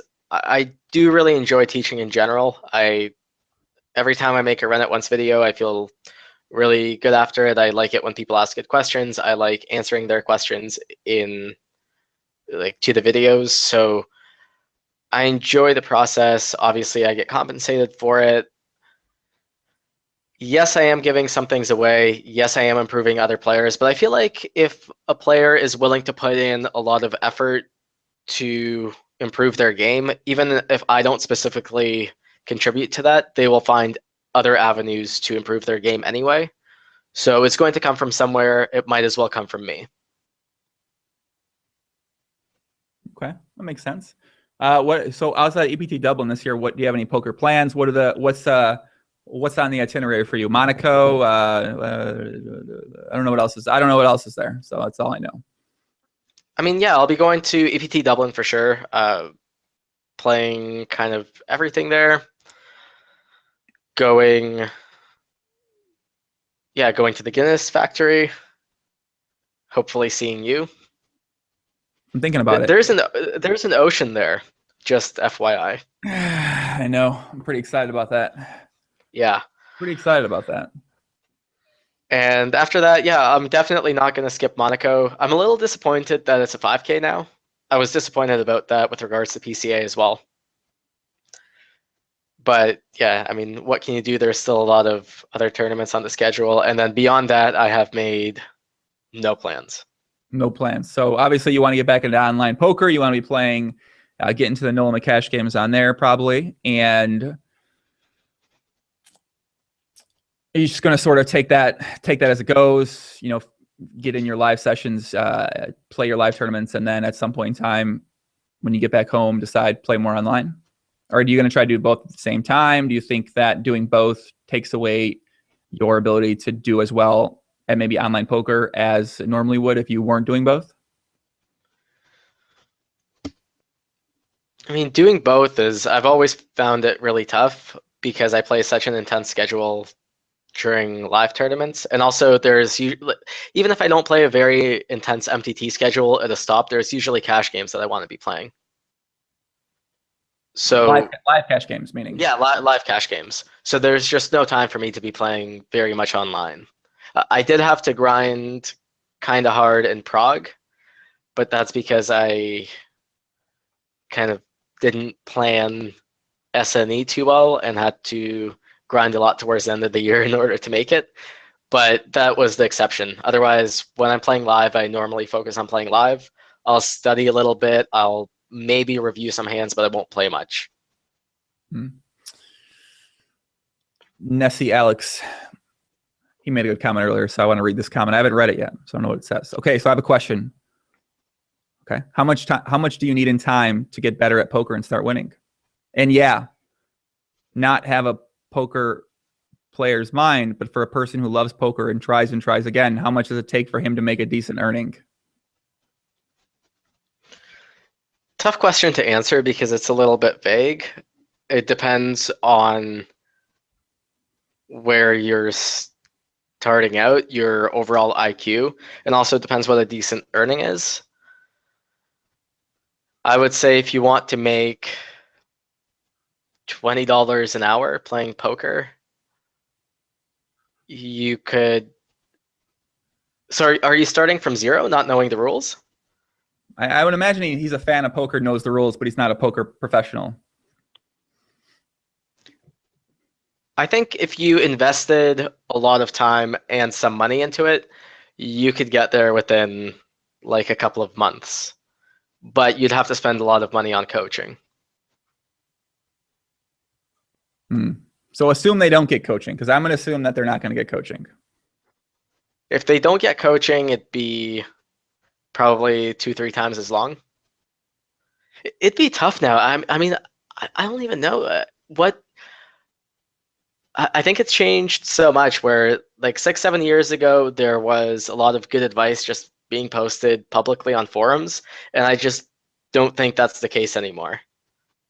I could be wrong in that, but I think that a beginning poker player that doesn't know good from bad might end up sifting through a lot of just like garbage information if they were not getting coaching, and it'd just be a big headache for them. Yeah, I wonder if I got into poker now, exactly what would happen. I mean, it's everything's so different, but I think it'd be super tough. Yeah, but you can still make a living. Like I was quote unquote making a living playing poker, making $1,500 a month. It's. I think it's challenging to make $1,500 a month at the micro stakes or small stakes these days, but I think you can get there with some work, a lot of work. I mean, you can. It's possible still. Like I think that. If you use like a decent approach or strategy, and if you do know what game selecting is, it's hard to know what game selecting is. It's hard to know exactly, what opponents you should be avoiding, what opponents you should try to battle with, like, how to take it. Like it's hard to really fully understand exactly all the elements that go into the idea of game selecting. But if your idea is like, all right, I'm going to play with bad players and then go play with bad players and also work at getting better and putting in time, I feel like you should be able to make money from it. But it's hard to really know that starting off right away. It's hard to know that that's what you should be doing. Yeah, and even if you do, it's really hard to figure out for yourself. Like imagine you're a new player, you don't know very much about poker. How do you identify a bad player? Like you might just see something that you think is a bad play, which may or may not be a bad play because you're inexperienced, and then you just think that some regular who is otherwise good is really bad because of one bad play. And that's why I think for someone starting out, like coaching would be pretty important, because then someone could sit down with them and just be like, okay, if there's no one with like a 40% VPIP at your table, don't play. And just set some really kind of like strict parameters for the types of games that they should be playing and what they should be doing. I think it's insanely hard to try to figure it out by yourself. And I think a lot of the guys that did figure it out by themselves kind of back in the day, what they figured out was still very far off from optimal, but way better than everyone else. And now when everyone in general, the skill level in poker is so much better, I think it is infinitely harder to try to guess the right strategy and the right adjustments for yourself and succeed. And then it's the challenge of finding the right coach or finding an optimal coach. You know, I mean, in theory, if you don't know, if you're learning, in theory, the person coaching you is going to know more than you and be able to teach you something, whether it's going to be, you know, obviously there's going to be different coaches that are going to be able to teach you better or teach you more optimally or teach you, you know, different things that are going to, but it's hard to know exactly, you know, who those people are. And I think that's, you know, I mean, that's what makes it fun. It's like, I don't know, I think I like the challenge. I mean, I used to love the challenge of getting really good at poker and just figuring it out on my own. Like, I don't know. You used to and now not? Well, I mean, it's kind of boring now. Yeah, I mean, it depends. Like, I'd say it's more the challenges, kind of like the micro challenges within getting better at poker are a lot more minute nowadays. Yeah. You know, you're trying to like optimize small, silly things. Right. And before you could crush souls. Yeah. Yeah. The good old days. Yeah. A couple comments here. G. Here, can I cut you off? I need a bathroom break as well. Go ahead, Poppy. Get out of here, man. I'm gonna give you a couple shout outs here. G. Gecko 8DD says, "Hey Joe, I just recently found out about your podcast and had to watch almost all of your content, which you don't make easy to do with your average 3-hour podcast, but I'm clearly hooked." Thank you, sir. That's awesome, man. Much love. Much love, Poppy. Poker says, "Joey, stave your stash. You look sexier without it." Thank you, sir. But I want to grow facial hair at some point in time, and you gotta switch it up, kid. You can't just give him one look, man. You gotta give him some fucking plural looks, man. That way, when you go back to being shaved, you look great. And now you give him a fucking look like this, and then they say you look like a bum, and that's cool. You give him the bum look, you give him the good look, man. You gotta be balanced in the looks that you're throwing out there. You can't just throw the fucking same fucking look at people every single day and expect them to still enjoy you at the high level that they might enjoy you, Poppy. You gotta mix it up. Mix it up. Keep them off balance. Give them something that they might not like, might not expect. They might learn to like it. Bam. That's it. Got me fired up there, Poppy. My buddy Marco. What's up, Marco? Let's see. Who we got? Josh Bowman. What up, Josh? Let's see who we got. Derminator. What up, Derminator? Raised twice. What's up, buddy? Coming up this week, guys. I don't have the exact schedule in mind, but I don't know. I'm not sure. Not sure what's going to happen. We'll see what happens here. Get my ace, puppy. Daniel says, you don't want to get easily exploited. I agree. You don't want to get easily exploited by your, I don't know. I don't have a smart ass answer for that. So I'm not going to be able to give one there. So, Cassie, what up, Cassie?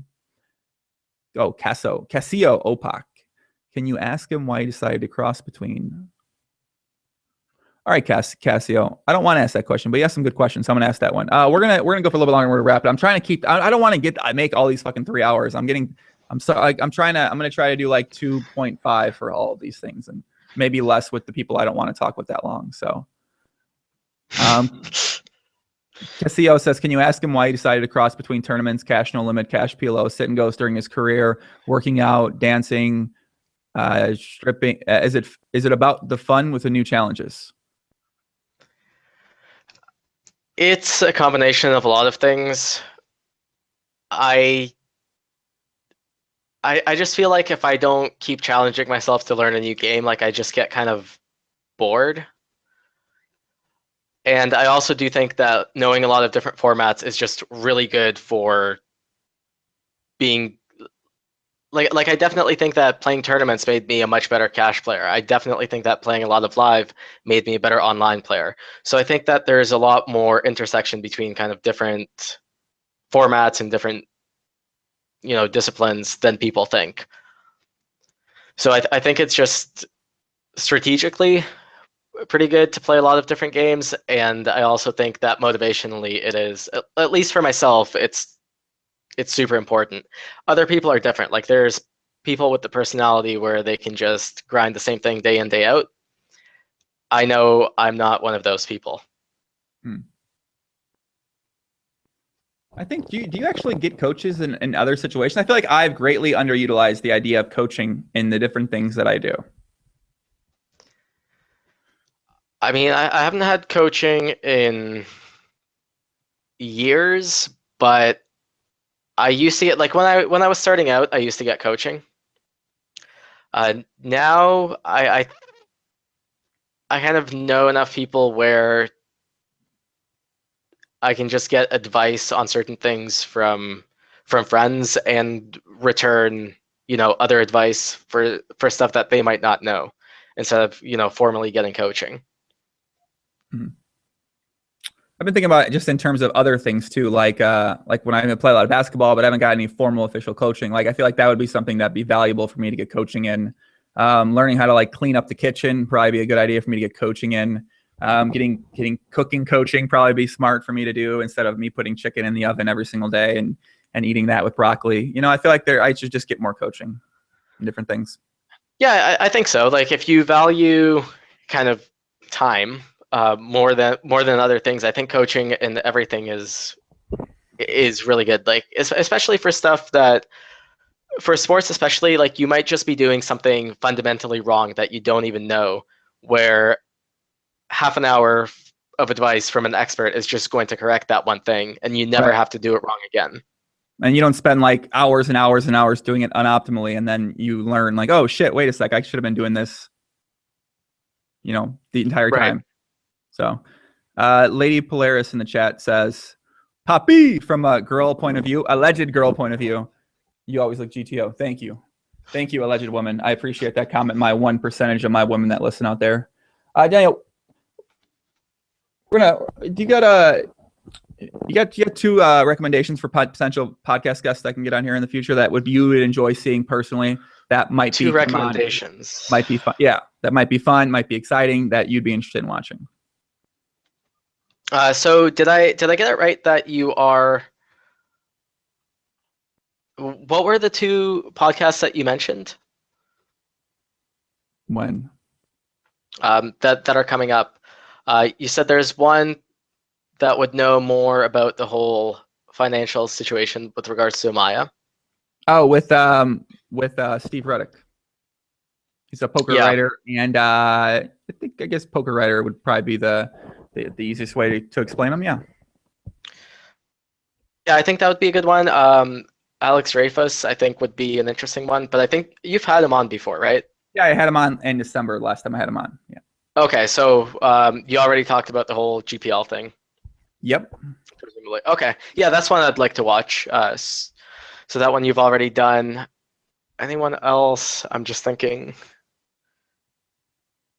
Who else would be?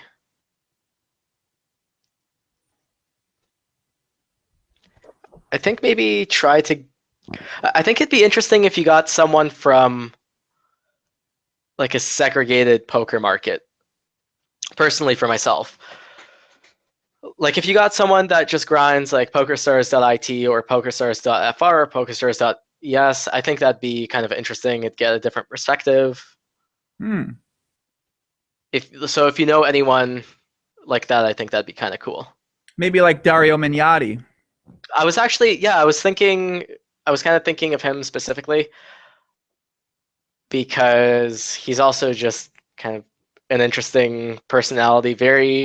What do you, Daniel? What do you say? What do you say? What do you mean? What does that mean? Like super expressive, just an interesting guy. So I'd definitely watch that. All right, Dario Mignotti, dude. I don't know if I could talk to Dario Mignotti for an hour and a half, 2 hours. His voice is great. But yeah, it would be like a very intense podcast. It'd be great. Fun. All right, I'll put that on the slate. We got anything else we want to talk about? We got anything else we want to say here? I gotta eat. I just saw in the YouTube comments here. Do you feel like good players aren't necessarily good coaches? Oh no. I think that was just a really good question. And I definitely. Really. No, it's not. You don't think so? No. You don't. Has it just been asked a lot before? You feel like good players aren't necessarily good coaches? Of course, fucking not. Come on, that's like an obvious. Of course they are. No, it's like an obvious question. I think. Yeah, maybe, but like. You gotta. All right. Okay, give it to me, kid. I'm going into my thing. I don't know this for sure, but alleged. Give me. I think it depends what kind of. I think it depends what kind of good player they are. I think that someone that is very good but is an exploitative player has a very high probability of being a not so good coach. Because I feel like people that kind of learn the game intuitively and take very exploitative lines and aren't theory based, the reasons why they do things are often not the reasons that they do things. Like did that make sense? For sure. That's that you're describing somebody I know. So this is Okay. Yeah. Like they just like think about the game in one way, but then like think about it differently on a subconscious level, make a lot of decisions based on their intuition and subconscious thoughts, and then they don't know any of this on like a more surface level, so they can't communicate any of it.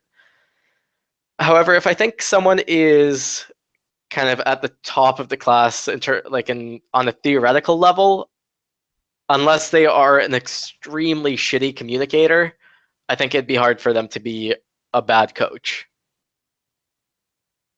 That makes sense. Okay, I can see that. Because someone who's mainly plays from an exploitive style they're just gonna tell you like I'm doing this because this, and like it's in their head, and it might not even be right. And if you try to do it, you're not gonna be able to actually apply it to your own game in situations, and that could be bad for you. Yeah, and also it's just like a lot of the time it's exploitative players. The way they describe things I think like very narrow-minded almost. Like they'll just be like, I did X because of Y. And it's like, well, great, but how did I know that Y was the only important variable here? Like, what led you to ignore everything else that you didn't factor into making your decision?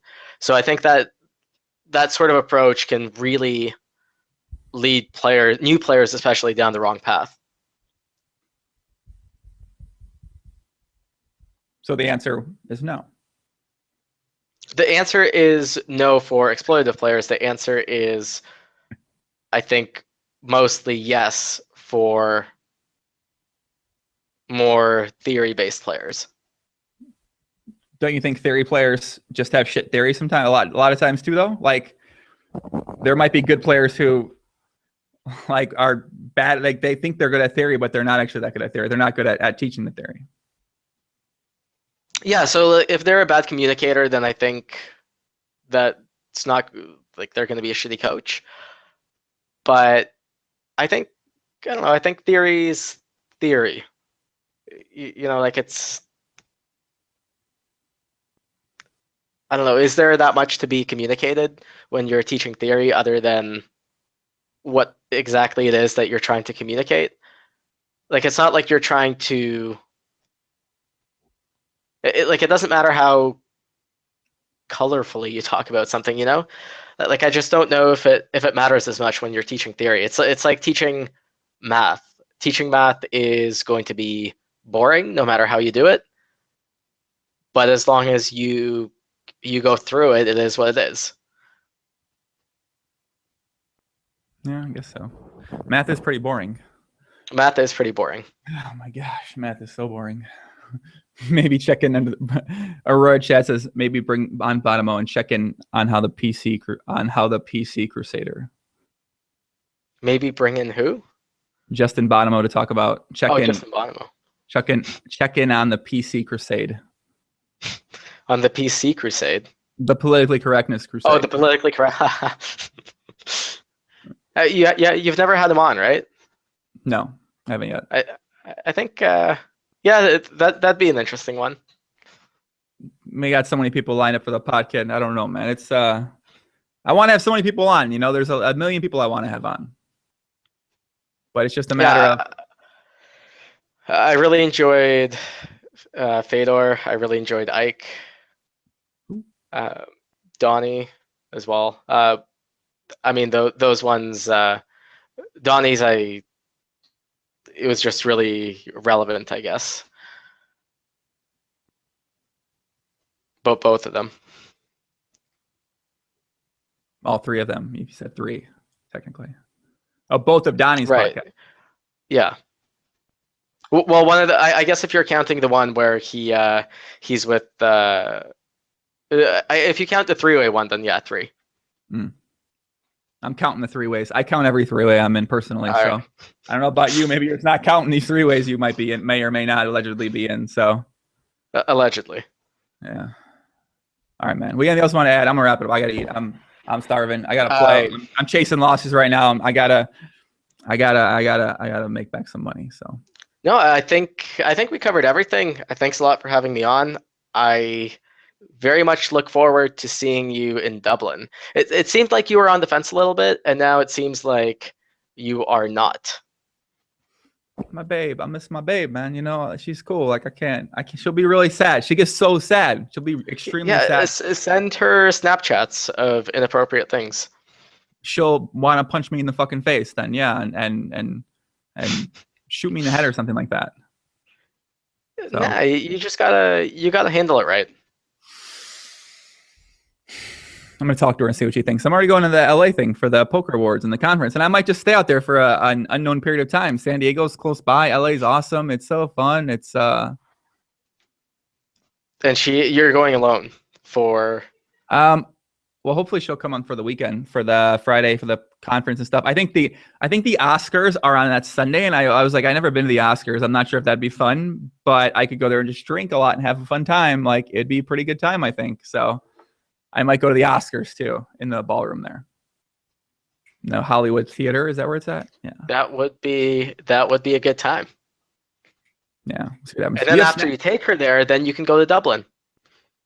Well, that's after. That's the 26th, 27th, 28th. Yeah, Dublin is at the beginning of the month.